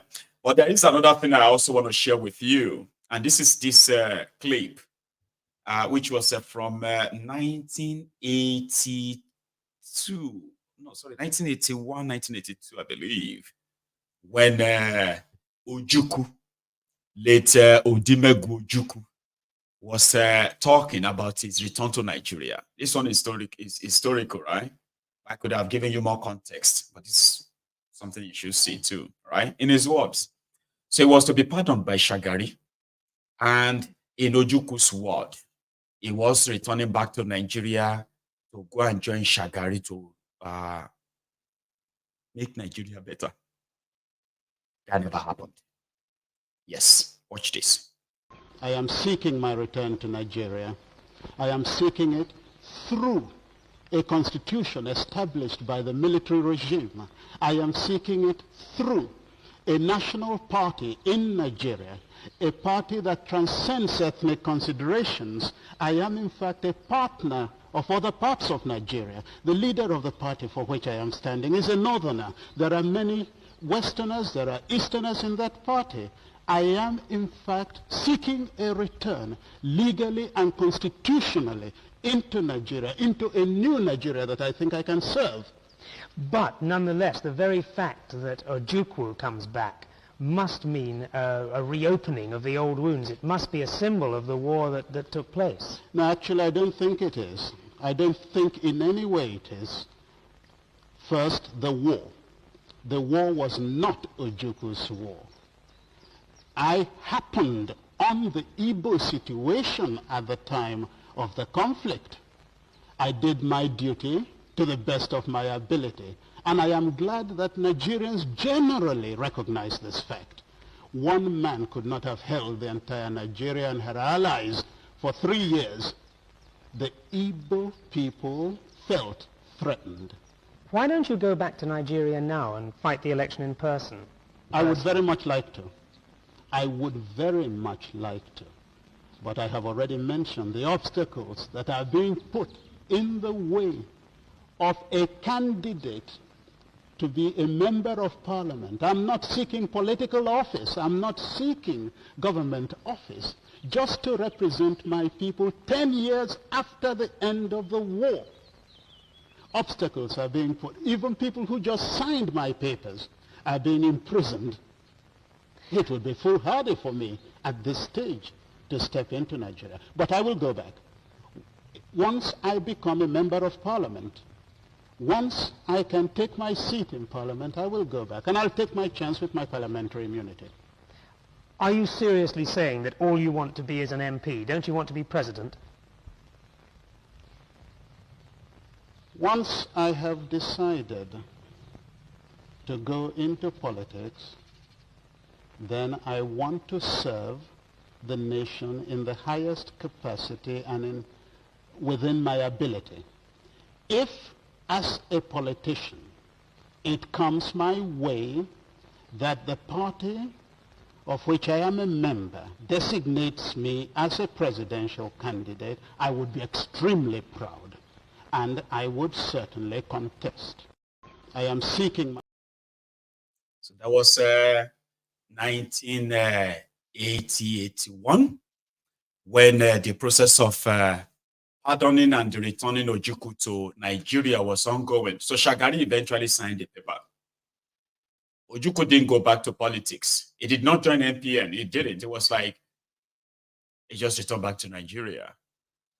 And he never joined politics until 2003. Was it 2003? Yeah. When he ran against Obasanjo. And I think he ran again. That was when he started APGA. Okay, let's have the Igbo political party. And then, unfortunately, the Igbos didn't even vote for him. I don't think Ojukwu even won a single state, except Anambra. Did he win Anambra? I'm not sure. Not a single state was in Igbo land to start with, though. Around that time, majority of them went on to go and vote for Obasanjo. That's also historical, just so you know. Okay. And then here, like they told them, when Philip Effiong told Nigeria, do right by the children of the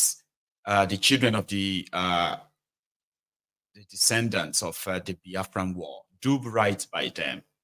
If Nigeria fail to address the injustice that led to that bloodbath and bloodshed, the descendants, the children of these survivors, they would one day rise again and they would demand for what their own parents bled for. And that time, they may never miss. I will never forget those words. But with this, is already coming to life. I do not understand some of what this young man put into his lyrics I'm about to play for you now. But if you are an Igbo man or woman, I bet I was told you will understand every word in this song, and it does mean something. I want you to tell me. Now listen, and I will read my comments. They already told me, oh, I want you to tell me too. This one is from Ojukwu, a young man, a young Biafran, using music to tell all of us, Biafra will come. Like this.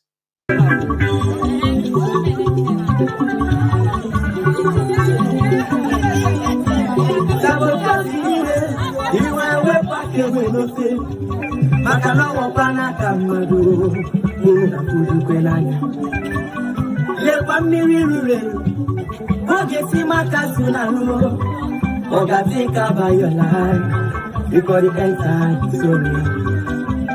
Ndibo tuinusi, agwawati matianodi. Eburisi yana tresino, durege kwa kwesino. Makanu panu boko, opa kichiria, abona bosono yango, ona ekuchikona kana. Asi maburo kuno mare, ya buru biharu, namogara pala namu.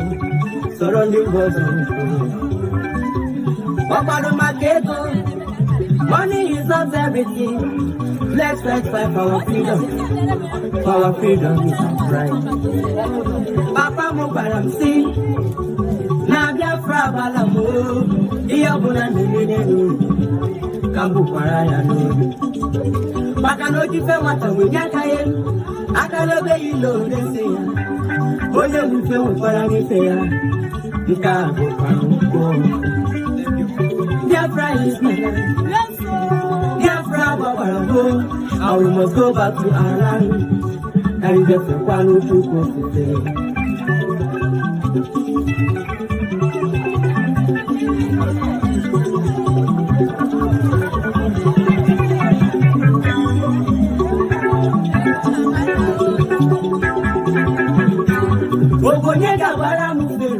If I would get married 4 years ago, gonna talk in mayor, Uncle Roger Kahana. Mano, yes, no, government, what's not to one Nigeria? So you lead them out of the one Nigeria. Thank you so much for that correction, okay? So I've been told that he actually joined NPN when he finally returned to Nigeria in that early 80s. They said he even ran, he contested, I just checked that, that's true. He contested in 1983 for Senate to represent, a senatorial district in Enugu, I believe. Anyway, he lost. They said he was rigged out, but it was reported that he lost, and therefore he couldn't go to the National Assembly. And I think a year after that, was it a year after that or that same year of that 1983, bokohari struck in December, I think, December 1983, and overthrew Chagoury, and the rest is history. So he came back later when he was now very old. I think it was around the 75 or thereabout, or even more. Was it 75 or 71? I can't remember precisely, but it was in the 70s. So then he ran for president on the platform of APGA. Okay. And I don't think a single state in Eastern Nigeria actually voted for him. And that was in 2003. See, I've got all these dates, right? They can all get mixed up sometimes, okay? But thank you so much for that correction, okay? For the sake of our listeners. So he was not voted for, all right? Rather, the Igbos voted for PDP. Obasanjo, a Yoruba man. The rest is history now, sure you get, because even 4 years after that, in 2007, I think Ojukwu ran again. And this time around, it was meant to be against Yaradua. Then he lost as well. I'm not sure if it's that 2007 or it's that of 2003, right? But around that time, he just sung his boots about going into politics or whatever. But those who eventually used this name, the Abga and the rest of them, well, the rest is history too. That's why I said I probably would have used that video in a better context when I'm actually building the story around that. Okay, so pardon me. I saw it somewhere and I'm like, oh, I'm going to share that with everyone. Just something to bring back on the diary. So I think that's where I'm going to draw my curtains tonight. So we can actually take calls, and I will, so that those of us who probably want to add yours or anything you think I've missed out or missed out of the old chats, you can help us add that, okay? Let me go get some refill along. And when I get back, I will take calls. Nigeria, we are hungry. No food, no light, no water. Pepper is cost, garri is cost. We can't even buy rice. See our children hungry. No food, no light, no water. Pepper, water. Pepper is cost, garri is cost. We can't even buy rice.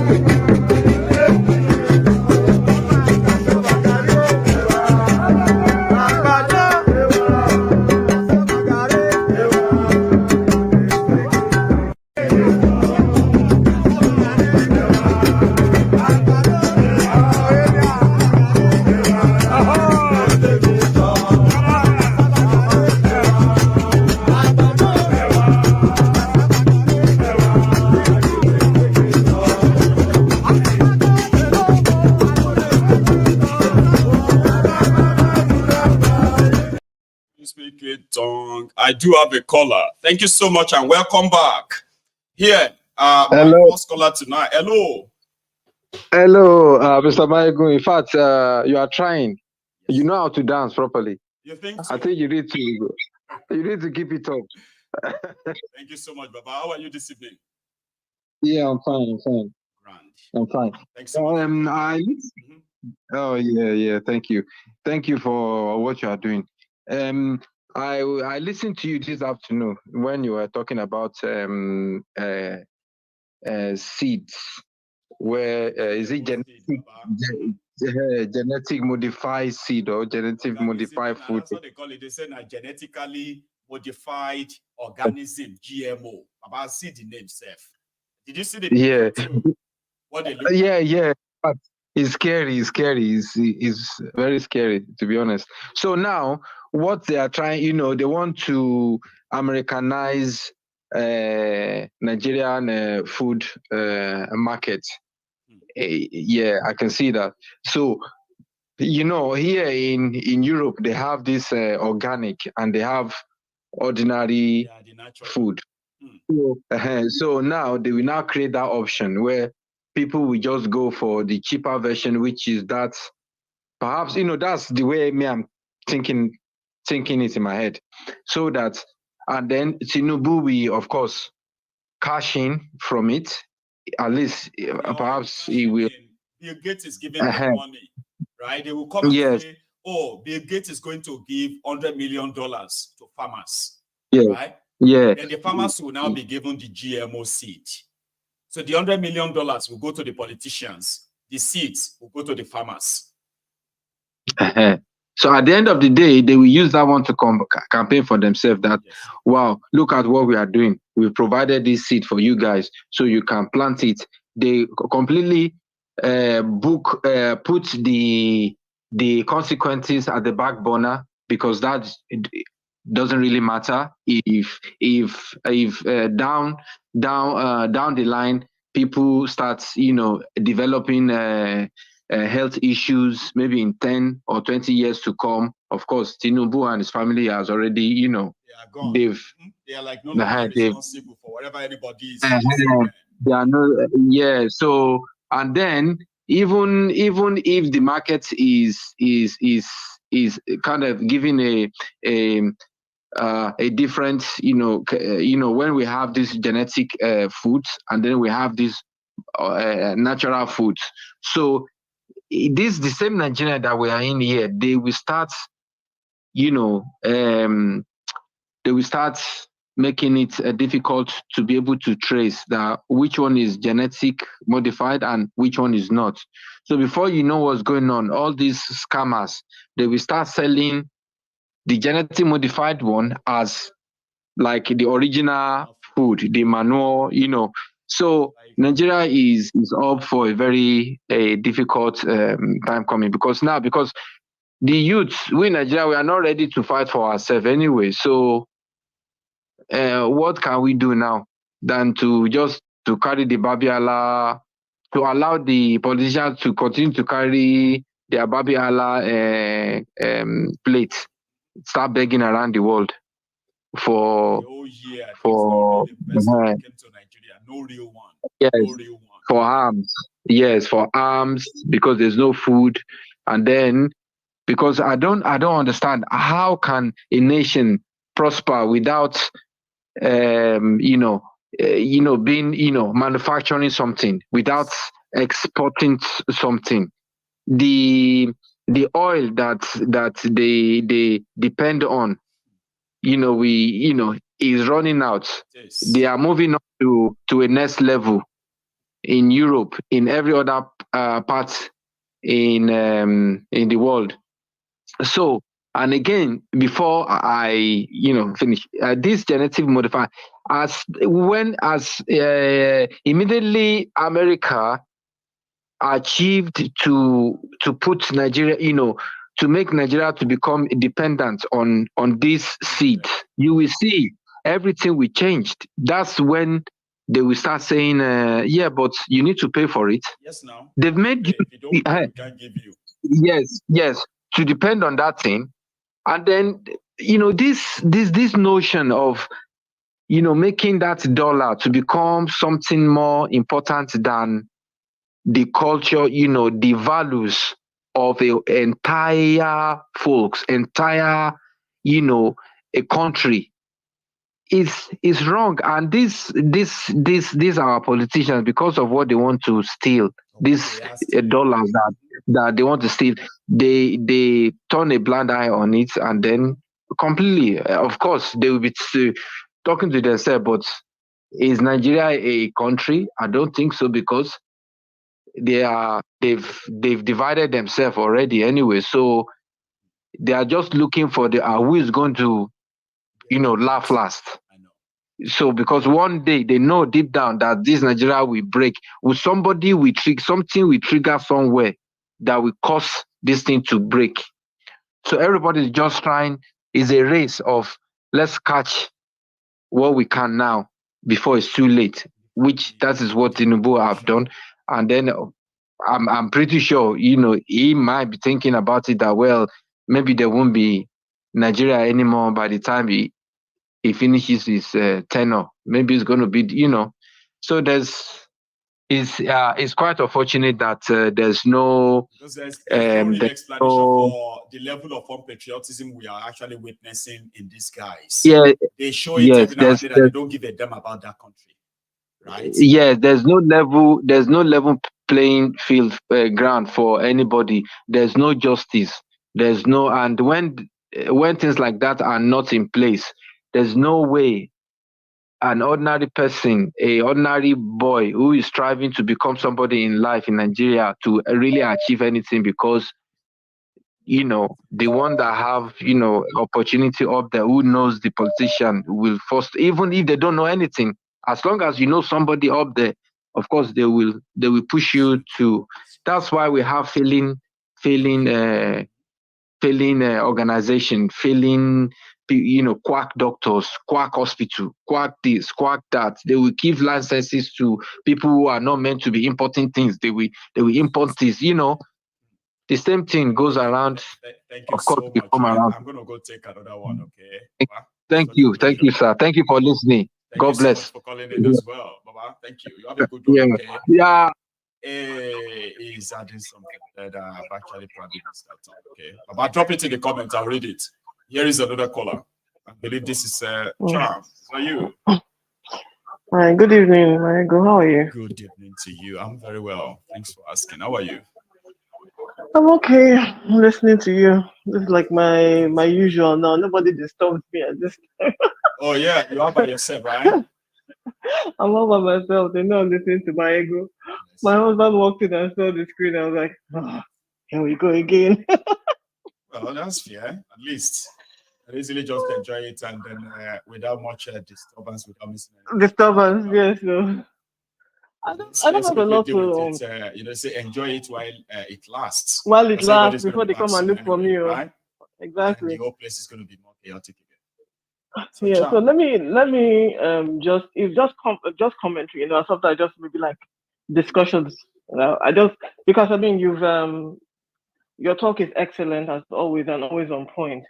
And I think I wanted to talk about this GMO seeds and. It's just unfortunate, really, that we have a government that people that don't really care, about the impacts, because there are also ecological impacts of actually using that GMO and what it can destroy, and our inability to actually even plant our own homegrown seeds after you may have planted GMO seeds in that soil. It makes it becomes useless. So again, we're looking at we're looking at another catastrophe down the line, because again, like the previous caller said, if you're not able to purchase these GMO seeds again, and then you say, okay, let's go back to what we've always had from time immemorial, then it becomes difficult to actually plant or to find the soil that will actually be able to actually plant those your homegrown seeds from. So I don't know, the problem that Tinubu's government is creating for that, and I'm not even sure that this is just from Tinubu's government, because I think they've been trying this thing even since Buhari's time. Yes. Okay, so this is not a case of, okay, Bill Gates just showed up. He's been planting, he's been doing the legwork since Buhari's time. So this is now the culmination of all his efforts. Frequenting Nigeria under exactly. Buhari as well. But it's just that it's under this Thiefnubu that they are actually really launching it as a launching it and agricultural policy. See, Cham, they've actually launched it. I'm investigating to know all the states that have subscribed. Indeed, people need to know. They have to know. They have to know. And you know, what is so sad is that you have a minister of agriculture who is coming to tell you about this. You know, I think they take Nigerians a lot for granted, and even Nigerians themselves, because I know that a lot of people are pushing back and saying, no, we don't want this GMO thing. But it's quite possible that during the course of your investigation, you'll find out that they've only told you after the fact. They've already even started planting all of this. Exactly. I mean, they've given, see, they said, the Minister of Agriculture said, right, that they have already distributed the seed to farmers in 11 states. He didn't mention the states. He didn't mention the state. This, that. So that we can easily tell people that, listen, they're already growing the GMO in your state. And like you said, the ecological problem of it is this. If they cultivate 10,000 acres of land and grow GMO on it, that 10,000 acres of land is permanently ruined for life. It's permanently ruined for life. You can only grow GMO on it. You can no longer go back and grow maize anymore. It's useless. Do you know what, my group? I don't really want to take a lot of time because, again, like I said, your talk, your presentation, everything is always spot on. And I think anybody who wants to get information, you've made it clear. It's like exactly. I encourage people to do further. More. You know, don't take my word. Go read more. You know, I mean, you've been talking about the GMO. I went online and said, okay, what's the case against the GMO? And I started reading it. And I said, this is a disaster waiting down the line. You know, I'm actually fed up of the West and their influence. I'll be very honest with you. Sometimes when I dream about, you know, how Africa can get out of its current situation, I imagine asking anyone in diaspora to actually return to the continent, unlocking that continent and closing the continent off from international interaction, because none of the interactions that we've had as a continent, with, you know, between us and the West has benefited that continent in any way, shape, or form. Not in education, not in economics, not in culture, even. Do you understand? The things that we even believed are right and that we've held through, right? We start to change our mind because they told us that that's, you know, their way is enlightened and progressive and all of this and that. Meanwhile, it is a way that leads to, how I put it, the decline of society. Even their own societies are in decline, but they're not going to tell you that, right? So, you know, I just imagine that their interactions with us are just a disaster unto its people. And I just want people to wake up and start. You know, I said this thing yesterday, and I said that every time I come on this platform, I'm going to keep saying I'm pushing people.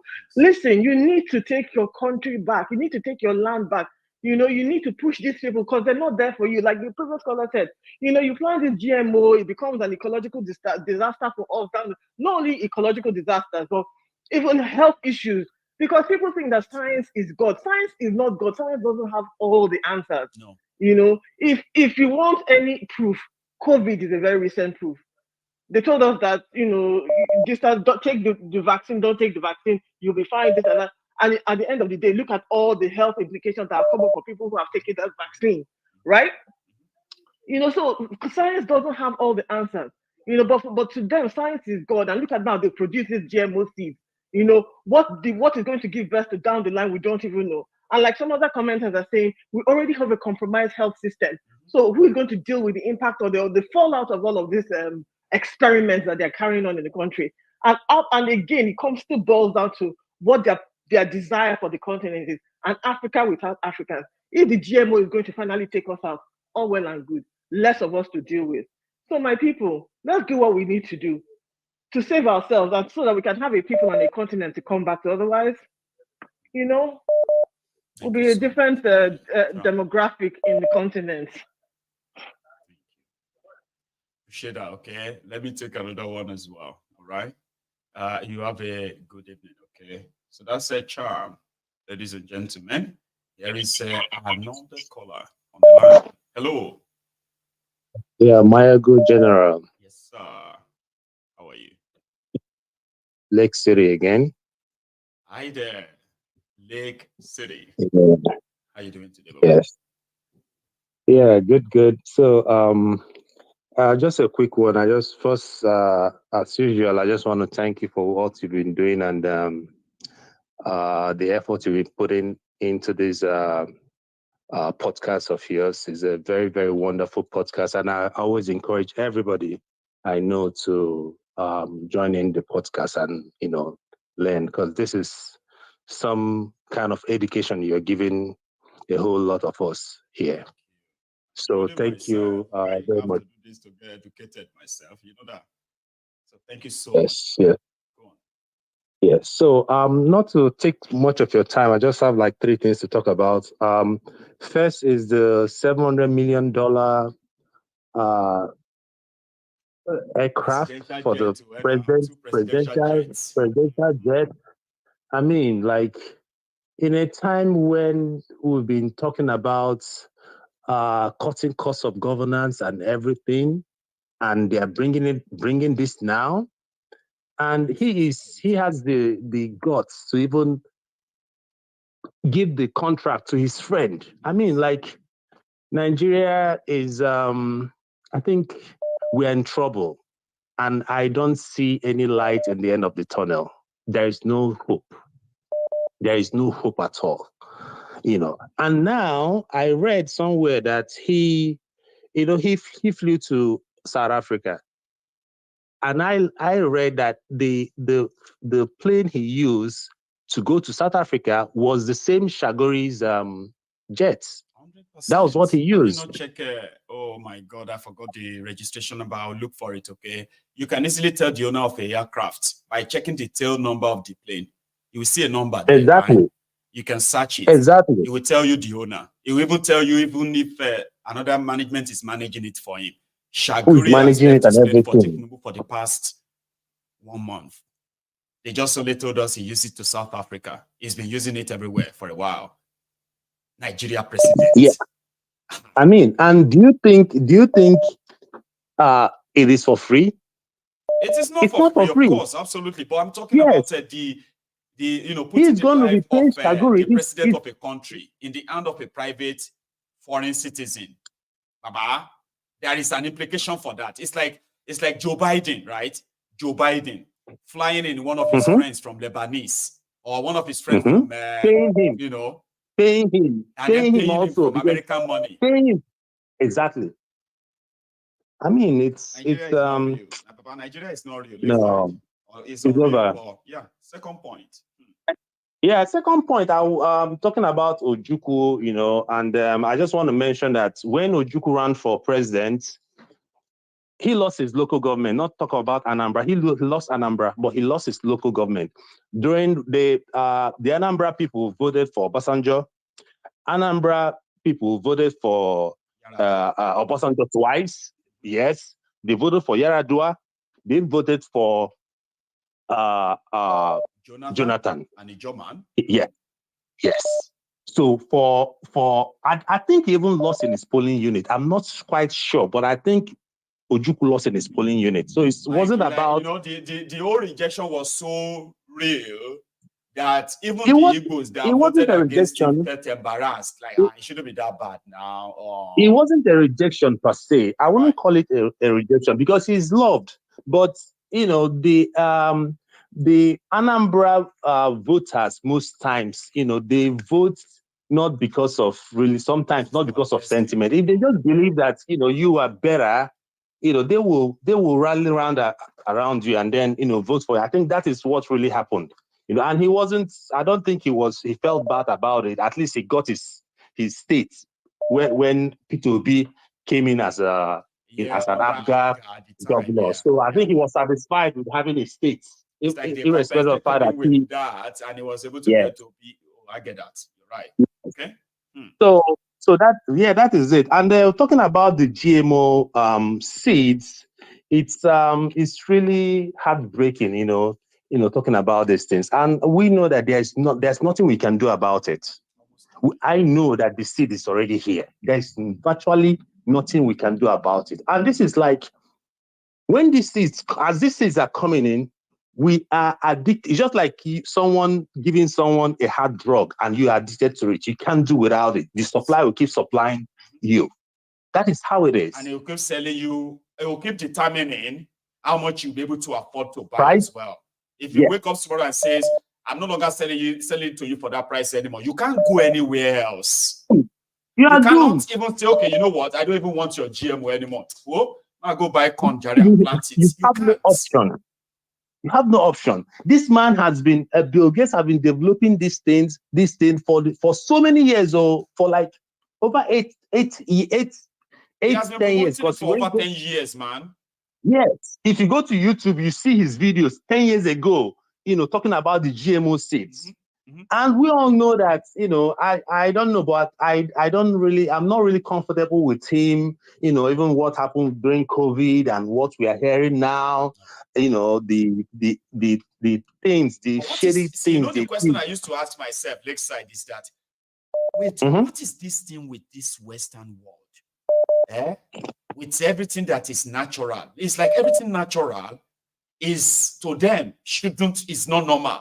This should be unnatural in a way. Sure, you get, if they say this thing is natural, we do this naturally, they say, no, you should do it this way. This is the better way. I say, no, that's not our way. It's not natural. They say, no, you have to take it that way, or else you will lose your job, you will lose your businesses, you will lose this, you will lose your that. funding. You lose your funding. With anything natural? We grow our food naturally. Then they say we have to go with something developed in a lab.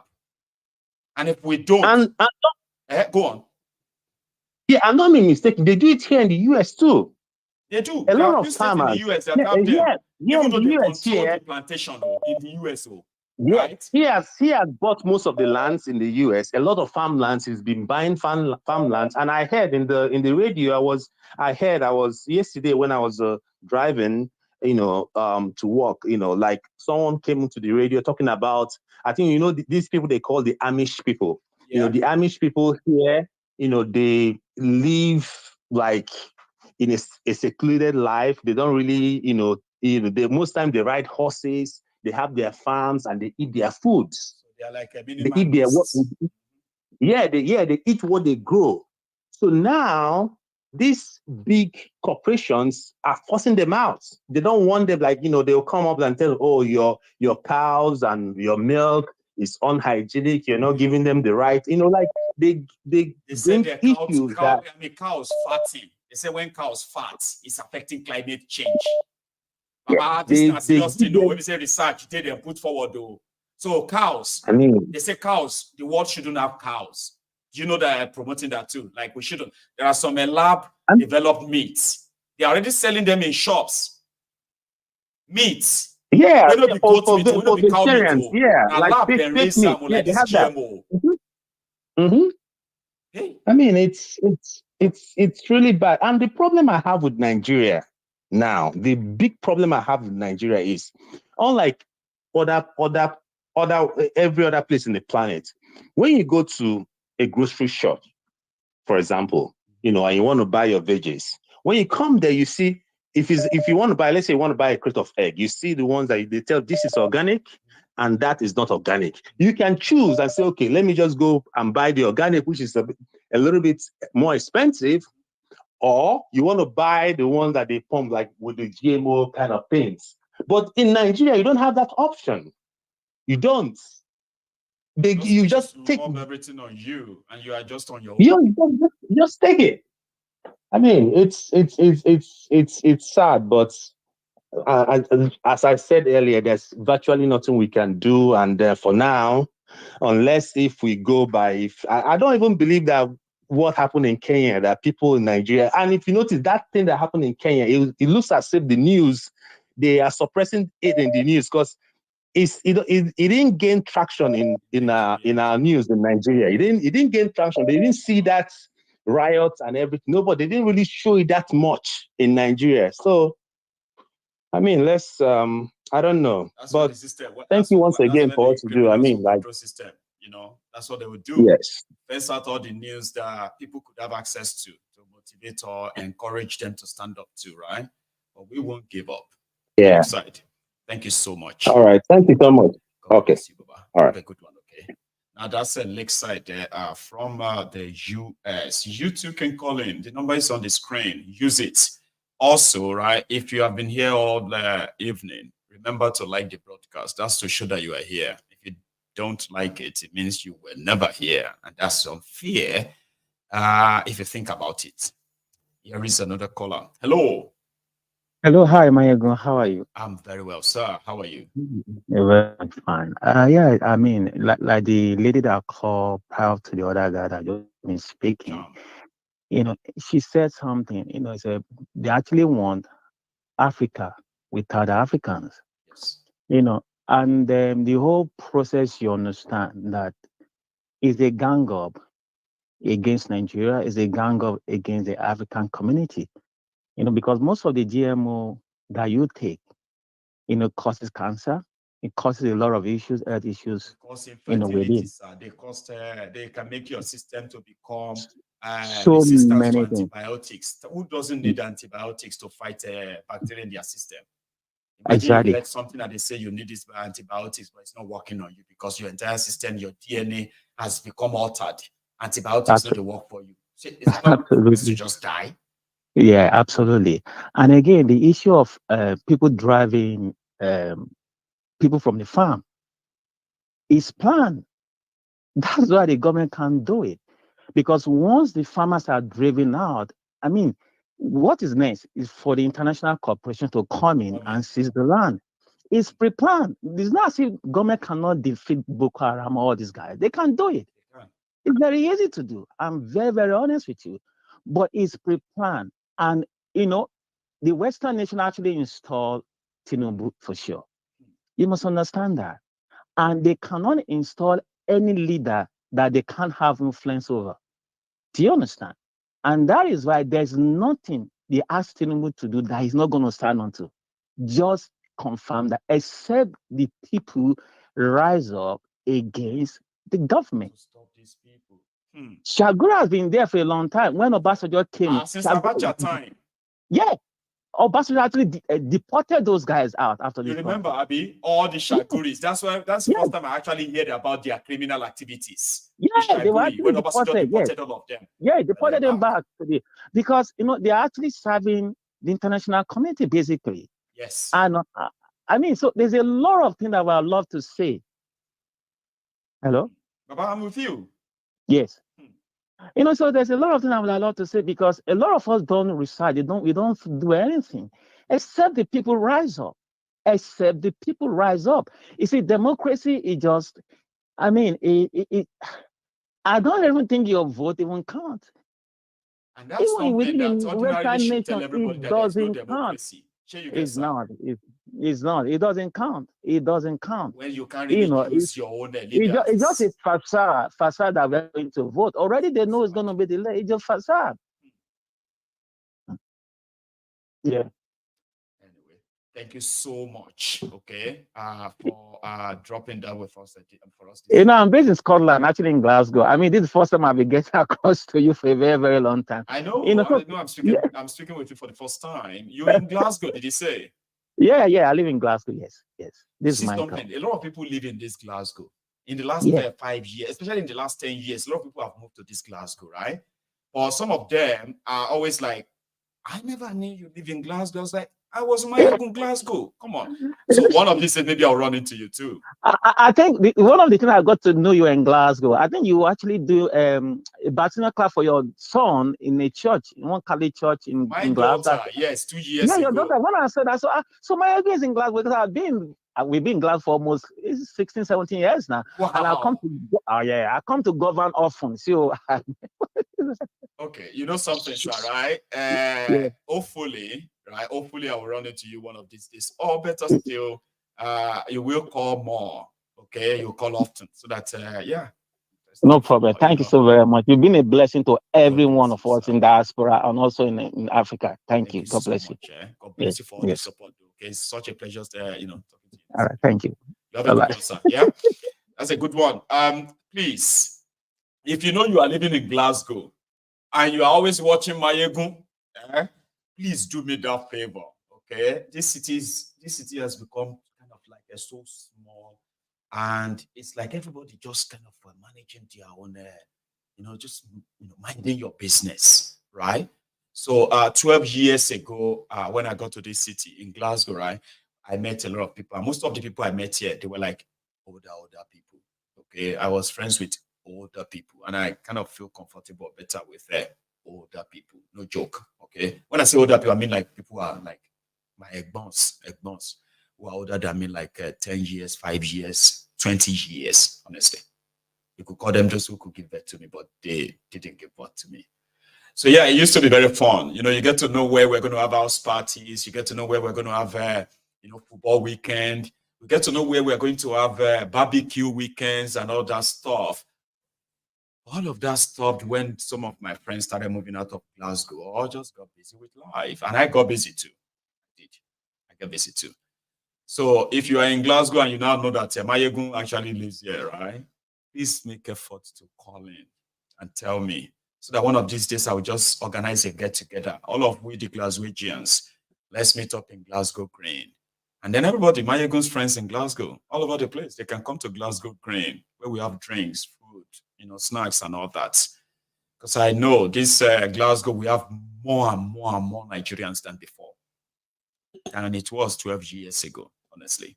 So yeah, it kind of gives a bit of a vibe there. So yeah, my line is still pretty much opened. Pay your offering by liking the broadcast. It is so important you do so, okay? Like the broadcast, share it, no matter how much or how long you think it is taking. So I'll take this. So, hello there. Hello, good evening. Good evening, oh. Princess. That's Princess Balogun. You have our time this evening, or you Yeah, want to Baba. get this night? Yeah. So, I've been Princess, how are trying. you? I'm fine. You? Well, very well, as usual. A lot of people have been asking of you here, but I bet it's only your voice they've not heard.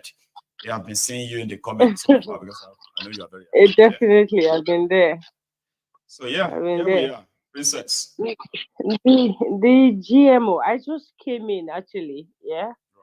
I didn't watch the program from the beginning, and when I heard people saying GMO, the GMO I has did a been piece on here. that this afternoon. So My God, it has been here. It has been here since I think 2008 or thereabout. It has been here for a very long time. It has been here since I think 2008, 2009 or thereabout. GMO has been here. Oh, yeah? Look it up. Like It not has been here. like in commercial quantities, sort of, or just be like all these Yes.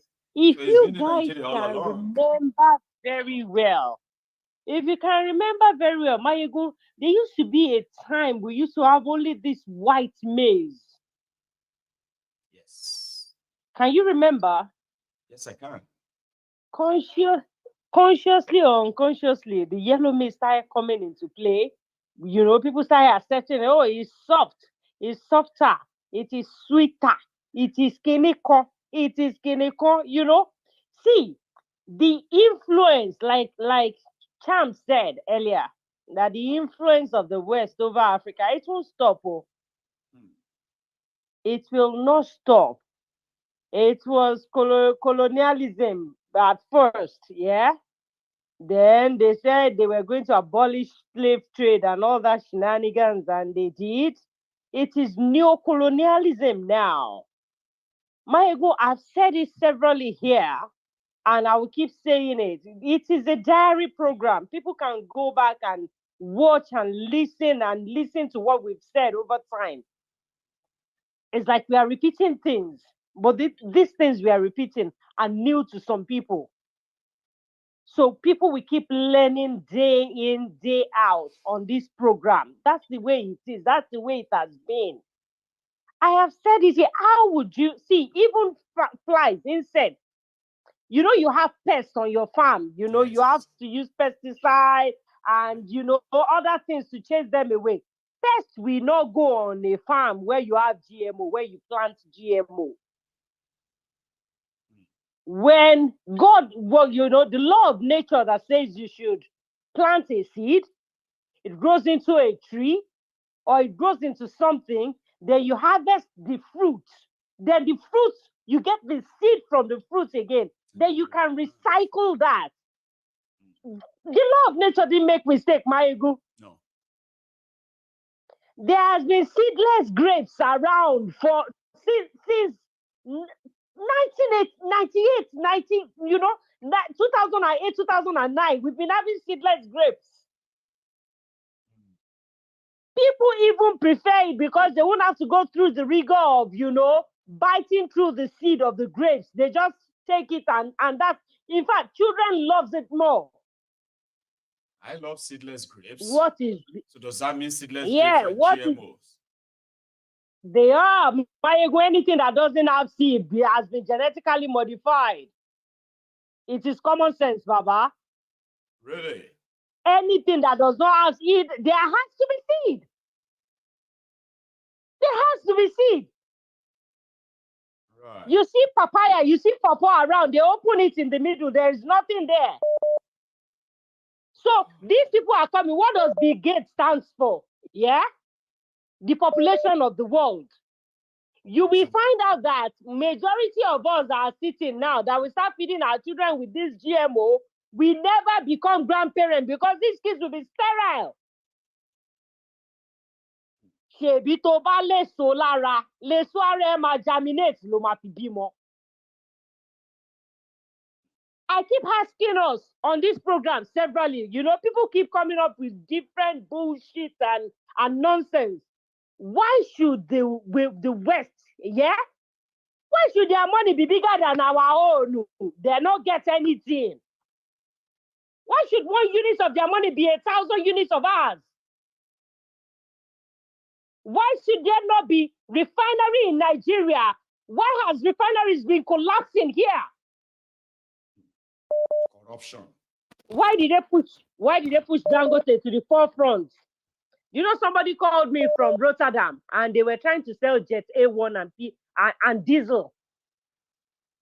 You think if Dangote should start producing, their free trade zone has been Lome, Togo, where they take these their vessels to. If Dangote should start producing, wala madeba olori buruku to wa nlo oyibo ni. Our leaders are our problem. They say when Dangote refinery starts, that some of the refineries abroad where Nigerians go to refine and buy will close down. I've heard that. Just like they said that Bokohari's rice. Remember that one? Bokohari's rice pyramid. Majority of the refineries abroad will not close down, Baba, but they will be stranded.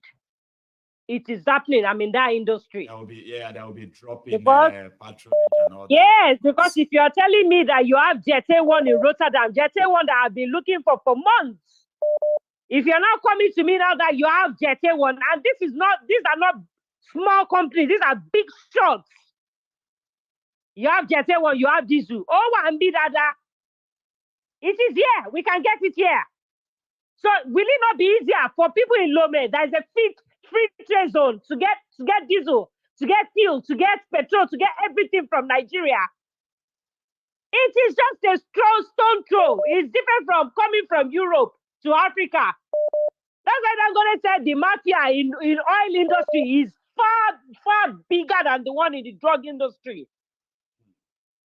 So the GMO thing has been here since time immemorial. That sweet banana that we all eat, that people buy, people prefer to buy. It is always slim, without seed in the middle. That has been GMO all along. Our cowpeas has been GMO all along. Our alfalfa has been GMO. The papaya, GMO. They've been here. We've been eating it.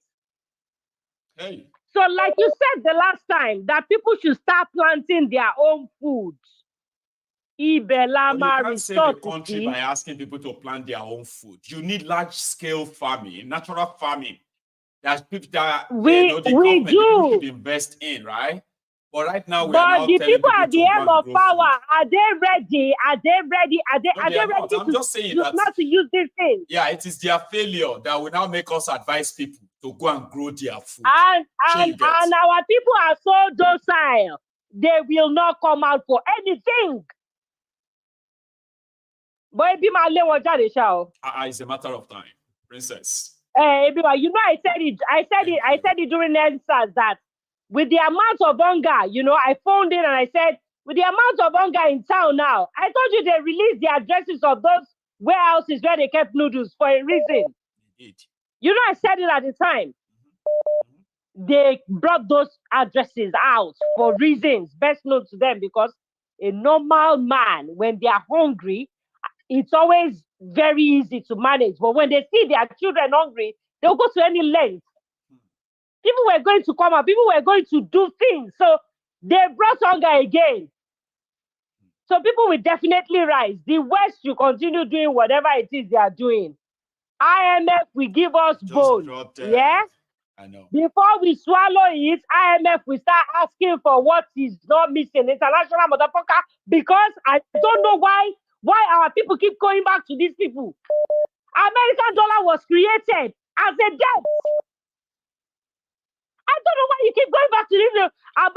If American dollar was created as a debt, who is America owing, Baba? What? Who is America owing? People keep asking. I will leave you. I will leave that. I will leave that with you. Their corporations. I will leave that with you. Ale, my you are leaving that with all of us. For all of us to go and decipher. Okay?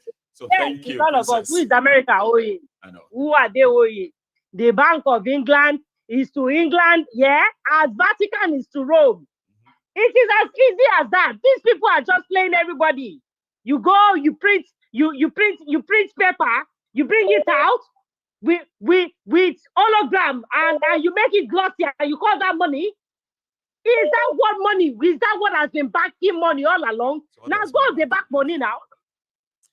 Gold has been the thing backing money. That's what Gaddafi was going to do before Hillary Clinton came and talked about a man that husband will never be half as good as.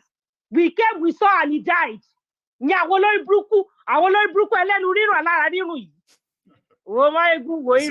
Thank you so much. Very nice evening, right? Bless you. Here is another caller on the line. Yeah, hello.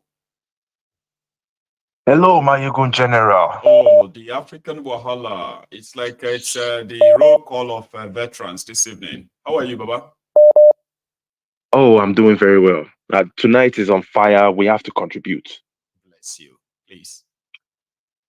Yeah. I wanted to let people know that you can do some research on Bill Gates and his agenda for global population control. And it has been ongoing for years through different medium, including healthcare, food, agriculture. In one of Bill Gates' 2008 interviews, let me quote him. He said, "We are concerned about Africa's population growth. It's a major challenge." So the question is, why are you so focused on Africa? I mean, we are already poor, all thanks to our interactions with you guys over the centuries. Why are you still concerned? And people have already given the answers. It's because they would rather have an Africa without the Africans, because the African people have the continent of Africa has majority of the natural resources needed in the world. Now, where does my own fight come in? Me, I try to keep my battles simple. And that's why I channel most of my energy towards anybody that is a representative of me. The politicians, especially the politicians, they are the primary representatives of us, the people. Although we all understand that we don't choose them, they use guns to get into those political offices, they kill us to get into those offices. We understand that.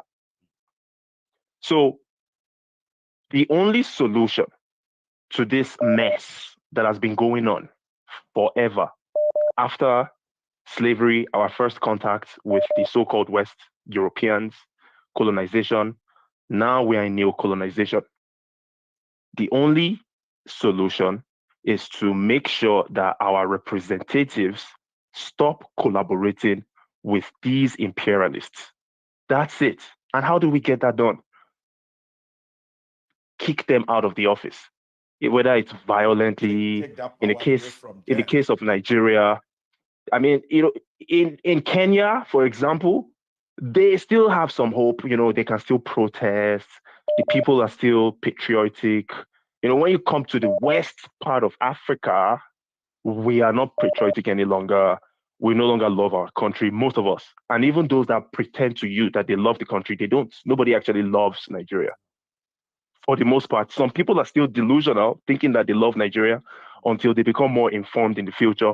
Then they have extreme rage and hatred. So we just have to, shake ourselves off this situation. And it will be difficult because we are the low-hanging fruit of the world. We are the easy ones to be picked on. We are the dumping ground. We are the ones where, when we're kids, when we had all those clothes, you want to go donate your old clothes, you go to some locality where people need those clothes. That is us. We are those people that need stuff from the rest of the world. And in reality, we don't need anything because we have everything. But it's just unfortunate.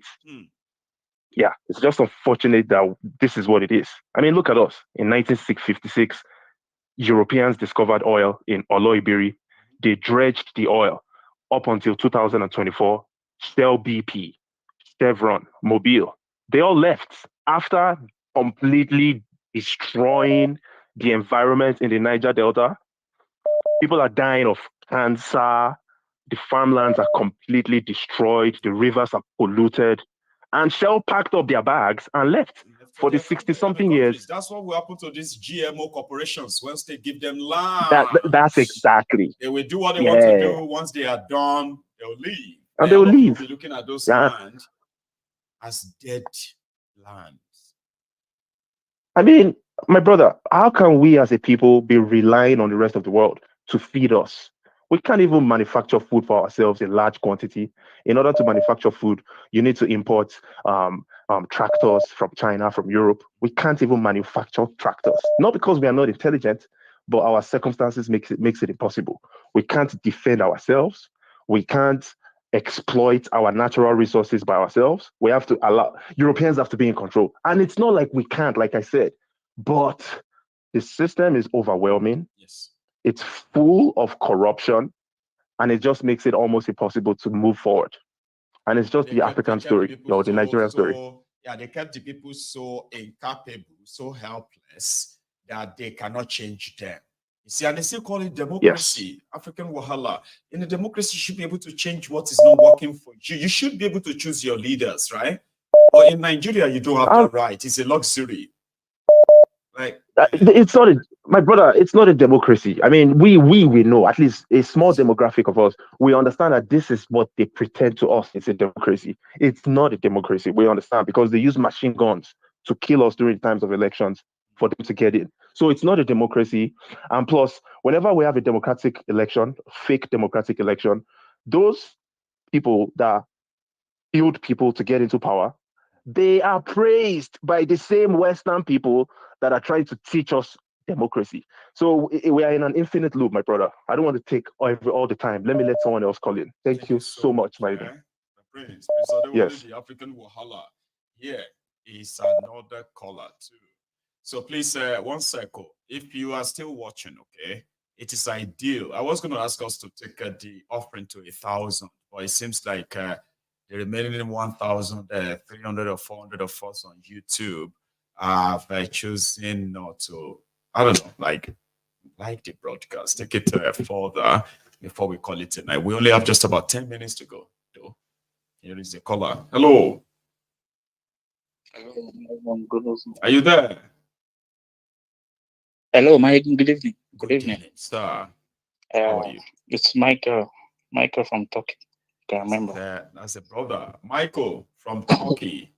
How are you this midnight? Because I bet it's probably past midnight. This night now. Hmm? Yeah. It's past midnight almost. It's past 2, you said, right? It's past midnight almost. It's midnight. Okay, grand. We'll soon go to bed. Don't worry. So here we go. Please, Michael. Yeah, I think this issue of GMO and all these Western people coming to, decide the fate of Nigerians. And then I heard some guys were saying there's nothing we can do. For me, that statement, I don't know, it gets me angry to hear people say there's nothing we can do. Somebody from a foreign land comes into your land, dictates to your leaders what to do, and then everybody say, "Oh, well, there's nothing we can do. It's the way it is." I'm sure they've bought the seed, they've spread it across the land, and then the whole of Nigerians are just looking. Yes, those who will talk, and then those who are going to be direct, exactly, those who are going to be direct victims of it, we just look away, like you said. And then you see Kenya, that is even in East Africa, right? Not in West Africa. And then you see the way just a small finance bill, the way the street was flooded. I like the way you call it, this small finance bill, because It's thing have been thrown at Nigerians. They don't even shake. They don't blink. Finance bill. Small finance bill, all of Kenya. They won't bring down the whole sky, the whole roof. And this is exactly what I was. You remember me? I was giving the example of Turkey when a coup happened, and the people were the one that quelled the coup. Nobody waited for Britain to come. Nobody waited for Germany. Nobody. They didn't even borrow arms from anybody. On the West, they were not on social media, exactly. Blaming America, they were blaming not on social UK, media. that they're the one who wants to remove their president and all of that. They went straight for the coupists. They went straight for them, and they stopped it themselves. And they stopped them. That is power. And I also even give this example of Gaddafi. Even though these circumstances around Gaddafi was a bit different, because it would look as if it was the West that sponsored the riots in Libya. But you could see that it was, if we're going to look at it like a revolution against Gaddafi's dictatorship, it was the people got deceived, exactly, but it was actually the people they used. You're right. The people they found Gaddafi in a ditch. That was where they dealt with him. Yes. The revolution got to a point whereby the people took weapons. The people actually weaponized themselves and went after the criminals. All of them, yes. This is not time to be lamented and all this. If me have the means, all this media station, AIT, NT, I will hack into all of them and start spreading this news, so that in your own, as you are listening to AIT, when instead of speaking about a local presidency, you'll be hearing things like, "Oh, the land below is going to be destroyed in next 1 hour. Don't buy that corn. Don't buy that seed." And before you know, the revolution will rise up once they hear that they are giving them some seed. Exactly. You are so right. They are giving them some. See, one thing I'm actually thinking of right now that you just mentioned, that is that I wouldn't mind encouraging everybody to pay some printers in your own communities, areas, okay, and tell them to print some flyers and just share them about this GMO thing. The government of Nigeria already sign up on it. That's some brilliant stuff. But go on, Baba. Yeah, that's true. And I also like some people are actually doing it in their locality. They're actually spreading flyers, especially in the villages. At least I know in the East, most the IPB leadership has always been screaming about that, because if we're going to go into farming as a way of sustaining ourselves, definitely this GMO is going to be a weapon against those people. So exactly. I know that they are doing things against that. But the point is that Nigerians, I don't like blaming the West, because the West are like animals, they are dragons. Any slight weakness, they take advantage of it. They won't help you, they won't save you. Oh, these people are weak, let's not exploit them. They will exploit you. They will take your land, they will take your oil, they will take everything. In fact, even if you only have water left, they will come and take the water. Yes. They are not going to be spreading their love around. About people will say they agree with Nigeria. They paid Nigeria some money to come and dump a toxic waste. You forgot that year that they brought this batch of toxic waste from Europe. And they said they agree with Nigeria to come and dump it in Nigeria water. And we raised the land that year. I can't remember that year now. It's been a while, right? Nigeria agreed that they could come and dump them in Nigeria. Don't worry, come and dump it. They must have given the leaders money. Oh, take money. We are coming to your land to dump it. Oh, and all the leaders will just, Is it just waste? Is it not just waste? We have so many waste. Come on, dump them here. Don't worry. These guys don't represent anybody. They are just this food. They are there for. They are there to read it. Thank you so much, man. Okay. Yeah. I think we already have a problem with that line anyway, but you've actually delivered the points. Very clear. Okay, Baba. Thank you so much, and you have okay. Yeah. Thanks a lot. Thanks. Appreciate that.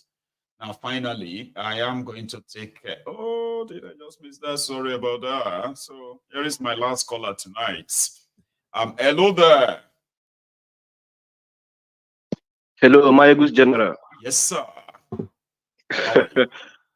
I'm good. This is Ferdinand from Newcastle. That's my brother, Fedi from Newcastle. How are you this evening? I'm okay. I'm okay. I've been. Work is fine. A couple of days I've not called him because I've been working, but I've been following the program. There was a time I even sneaked into the toilet with my phone trying to call, but the line was always busy. So don't do that. Don't do that. Don't, please. Don't get so tempted that you're like, whatever you feel like, you can always write it somewhere and be like, I'll call him later when I can. Then you know what I do is whenever I catch an interesting point, I will just on my computer, I will just take a piece of paper and write call my ego anytime and then discuss on so I don't want you to call me one day and say, you have not been hearing from me all this while. I've been looking for a new job because they sound because I was watching you. I don't want that for you, please. Yeah, it's okay. God bless you. Okay, you are my last caller tonight, so please make it count. So then I'll just be brief. Thank you very much. Today's episode was a banger. It's always been a banger from you. I enjoyed it so much. You see, the problem with Nigeria and Africa as a whole, because I don't see your broadcast, I don't see your program or your broadcast specifically for Nigerians now, because you touch outside Nigeria now. You started going across borders. You touch Kenya, Niger, all other African countries. Yeah. In as much as we all know your major target is on Nigeria, but any smart person should also know that it's kind of like is broadly, exactly. So a quick one, Maigo. You see, the problem with Africa is that we are so greedy, selfish, and stupid, and that is why these Westerners are actually playing with us. I liken Nigerian politicians, or let me say African politicians, like what I used to describe them is like a guy who is so desperate and greedy to live a luxurious life. You know what I mean? Yeah. Those years when BlackBerry was out, a lot of girls did a lot of things just to get BlackBerry and use BlackBerry phones. Even today now that iPhone is the most how do I put it? What do you call it again? It's the highest phone in book. It's a symbol of status now. A lot of girls are doing everything to use iPhone. Especially in Nigeria, people do a lot of things to use it. So Nigerian politicians are like desperate and greedy girls. You could imagine that they are being deceived with luxury things like private jets, luxury cars, bulletproof cars, just things that we fade away. I remember during the time of Abacha, I was a very little boy. 544 pound was the government official car. A lot of people even did money ritual and other things just to use 544 pound. When a person pulls out of a 544 pound, man, your status, you're like something else. The way they view that car. Exactly. And that one also began to become a symbol of something. People they kill their wife, kill their children for money ritual to go and buy things. Exactly. It's quite unfortunate that despite all these personal greed, selfishness, people can do anything, even if they have to kill millions for their own self. And that is where Nigerian politicians comes in. You get it? You can imagine the kind of luxurious life these men are still craving to live. What have they not achieved? Is it car? Is it women? Is it house? Is it traveling? What have they not achieved? But you see, every year there's new products of cars, automobile that comes in. They always want to get it. Them. I remember when Buhari came in as a president, he said there are a lot of presidential jets in Asari, about 9, that he was going to sell them off. That was what Buhari said. Now, Kulu and Shittyman has gone to acquire a brand new jet. How many years are they going to use it? It doesn't really make sense. 4, 5, maybe 8 years or 10 years at most, and somebody else will need more. Exactly, and then we are being told to manage and then make sacrifices for the country. It doesn't really make sense. These men are just greedy. In as much as I'm not a one Nigerianist, I support the breakup of Nigeria. But if P2B had won as a president, the P2B I know will not be able to fix all the problems of Nigeria. That is true. But also the P2B I know would not be talking about buying a new jet. And it's very good to keep reminding people of that, the significance. Yes, of that. P2B that I know, P2B that I know will not be talking about renovating Asrock. P2B, even if you put him in 3-bedroom flat in Abuja and tell him that you're the president, it's good to carry out the job. But it is good that the Abadorians and the Tinubu supporters are seeing all this whole thing playing out right in front of them. Tinubu owns 2 exotic private jets. Let's not just forget about that. He has 2 Gulfstream this and another one Bombardier. He could be flying them, but now he's flying his friend's plane. So that the newspaper will say he's flying Chagoury plane. We need to buy his plane now. We need to now. So if he is somebody that really loves the country, he would have made a sacrifice. You can't tell your subjects to sacrifice when you're not willing to sacrifice. A good leader shows by example. Talking about the GMOs, it's quite unfortunate. You see, whatever agenda Bill Gates has in Africa, he's going to succeed, especially in Nigeria. You know why? Because our youths have data and the internet in their hands, but they use it for the wrong purpose. Why do I say this? Now look at your program. How many Nigerian youths can comfortably stream your program for 2 hours, make calls and make contributions? The answer is just 1%. They can be on TikTok for hours. They can be on TikTok watching comedy, watching celebrity news, arguing Davido and Wizkid, who is better, Burna Boy and Rema, who is better, the latest car of Davido, the latest car of Wizkid. This is what an average Nigerian youth always uses the internet for. I'm telling you the truth. At a point, I had a problem with one of my ex then, because she can't feature in conversations like politics, sports, world politics, sports, economy, African politics, and others, economics. She cannot feature. Well, I was like, what do you even do with your data? You watch Nigerian movies, you watch comedy, you watch Emanuela, you watch Macaroni, you watch all this. What's the other one called? Sabinus. You watch all these people, but you don't really have any idea of what is going on around you. Except the what they call the pepper soup joint gist. Oh, you know, exactly. You say Ojukwu Okalu bought 5 cars for his girlfriend. Even Alexot himself don't buy brand new shoe. Can you imagine? They are buying shoes. That kind of useless talks. She was even following Dino Melaye on Instagram, and that one loves showing cars. You know, he's like a baby in an adult body. You know, so these are the kind of people these are the kind of news and information that 95% of Nigerian youth engage themselves in. So how will you be telling such people? So when I'm even discussing world politics and some of these stuffs about these GMOs and other things, she finds the topic so boring. Whereas when I came to the UK, a 22-year-old boy was telling me about the Second World War and the First World War, and was telling me that why there is no German colony in Africa was because after the First World War, all the territories of Germany in Africa was seized in order to punish Germany and split between English and France. A 22-year-old boy was telling me that, my ego. Not as if I didn't know it, but I was like looking at him. Why I was looking at him was because a boy of his age in Africa doesn't care about that information. No. Yeah. What he cares about is give me a laptop, let me go and do Yahoo. How to buy Mercedes without working. But this was it. And is a boy at that age, he has already had the information about Africa, the poverty and everything. So it's quite easy for him to, when he's growing up, he already has some certain perspective and knowledge of Africa. So even if he grows and blends himself into the Western political system, he will continue from where his father stopped in suppressing Africa. They will pick up from there. You get it? So the problem is that we have misplaced priority.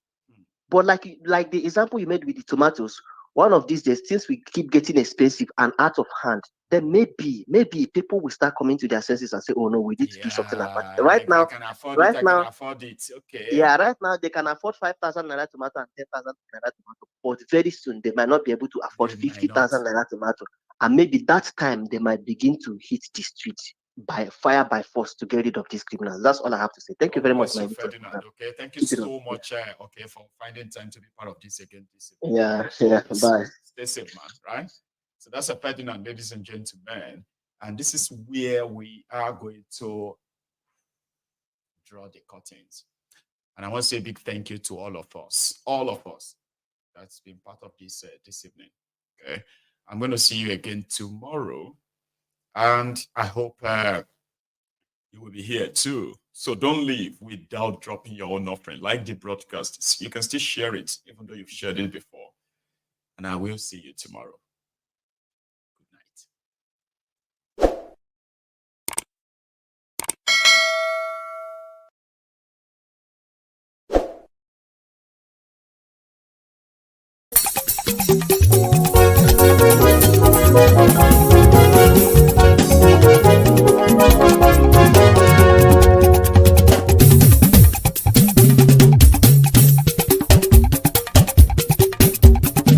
Mayegun làwa mọ̀ làmọ̀ tó dòdòdò. Mayegun dayari Mayebi number one. Mayegun làwa mọ̀ làmọ̀ tó dòdòdò. Mayegun dayari Mayebi number one. Mayegun ti dé o ọ̀rẹ́ ara yìí. Mayegun dayari Mayebi number one. Lórí Facebook, lórí YouTube. Mayegun dayari Mayebi number one. Gbogbo bó ṣe ń lọ ni Mayegun já wa sí. Mayegun dayari Mayebi number one. Àṣírí ọ̀jẹ̀lú kì í bò níbẹ̀ o. Mayegun dayari Mayebi number one. Bó bá ṣe eré àní Mayegun máa wí.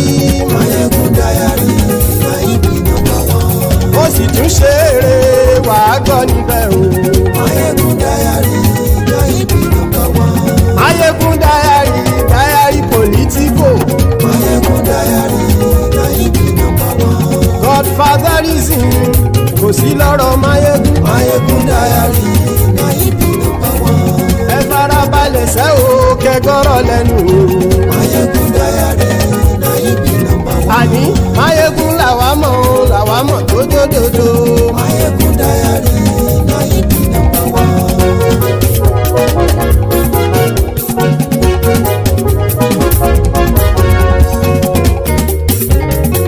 Àní ẹ̀sùn ràkì. Mayegun ti dé. Mayegun ti dé. Ọ̀jẹ̀lú ẹ̀sùn ràkì. Mayegun ti dé. Àní ẹ̀sùn ràkì. Mayegun ti dé. Lórí Facebook. Mayegun ti dé.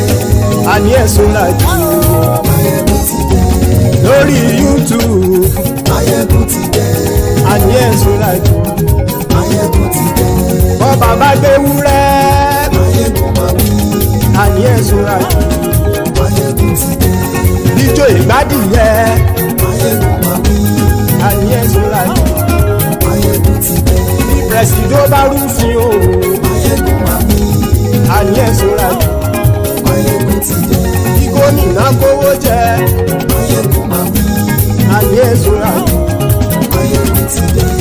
Ọlọ́pàá ti ń darí bá. Mayegun máa wí. Àní ẹ̀sùn ràkì. Mayegun ti dé. Aṣòfin tí ń rúfin o. Mayegun máa wí. Àní ẹ̀sùn ràkì. Mayegun ti dé. Òpùrọ́ olóṣèlú. Mayegun máa wí. Àní ẹ̀sùn ràkì. Mayegun ti dé. Ọ̀jẹ̀lú ẹ̀sùn ràkì. Mayegun ti dé. Àní ẹ̀sùn ràkì. Mayegun ti dé.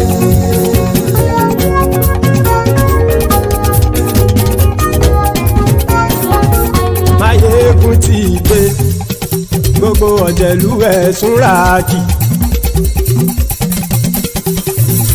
Màyégùn ti dé gbogbo ọ̀jẹ̀lú ẹ̀ súnra kì. Ṣùgbọ́n ní bá ti ṣe èyí tó yẹ kí wọ́n ṣe ọmọ bá dèrò ní fi wọ́n níran o. Màyégùn ti dé gbogbo ọ̀jẹ̀lú ẹ̀ súnra kì. Màyégùn ti dé gbogbo ọ̀jẹ̀lú ẹ̀ súnra kì. Ṣùgbọ́n ní bá ti ṣe èyí tó yẹ kí wọ́n ṣe ọmọ bá dèrò ní fi wọ́n níran.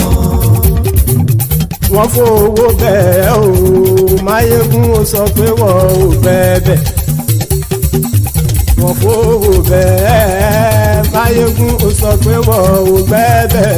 Oníkanṣá ti ṣe èyí tó yẹ kí wọ́n ṣe fáwọn ará ìlú tó gbé wọn débẹ̀ o. Máyégún ti dé gbogbo ọ̀jẹ̀lú ẹ̀ súnra kì. Máyégún ti dé gbogbo ọ̀jẹ̀lú ẹ̀ súnra kì.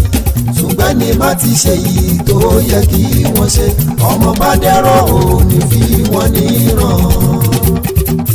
Kì máa yí ṣe eré ọ̀rọ̀ yìí kì í ṣe ẹ̀fẹ̀. Kì máa yí ṣe eré ọ̀rọ̀ yìí kì í ṣe ẹ̀fẹ̀. Ẹni bá ti lè lẹ́bọ̀ lẹ́rù o ọmọ bá dèrò kàṣà ìtú wọn síta. Máyégún ti dé gbogbo ọ̀jẹ̀lú ẹ̀ súnra kì.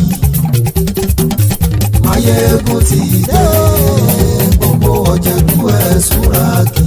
Ṣùgbọ́n ní bá ti ṣe yìí tó yẹ kí wọ́n ṣe ọmọ bá dẹ́rọ̀ ò ní fi wọ́n níran. Tẹnitẹni ọmọ Máyégún ọ̀rẹ́ ara ìlú mọ̀mọ́ ni mo fọlọ́hún ṣọ́ ẹ̀ bá kìlẹ́bù. Lóòótọ́ olódodo ìlú ọ̀tá ìlú mọ̀mọ́ ni ìwọ ṣá máa ń ṣọ́ra kò sì mọ́ bẹ̀rù. Bọ́tà ń lè rí bóníṣègùn lé káwọn mọ̀mọ́ fi ṣera wọn ni ó ti dẹrùn tí wọn ò gbọ́dọ̀ sì mọ́ bẹ̀.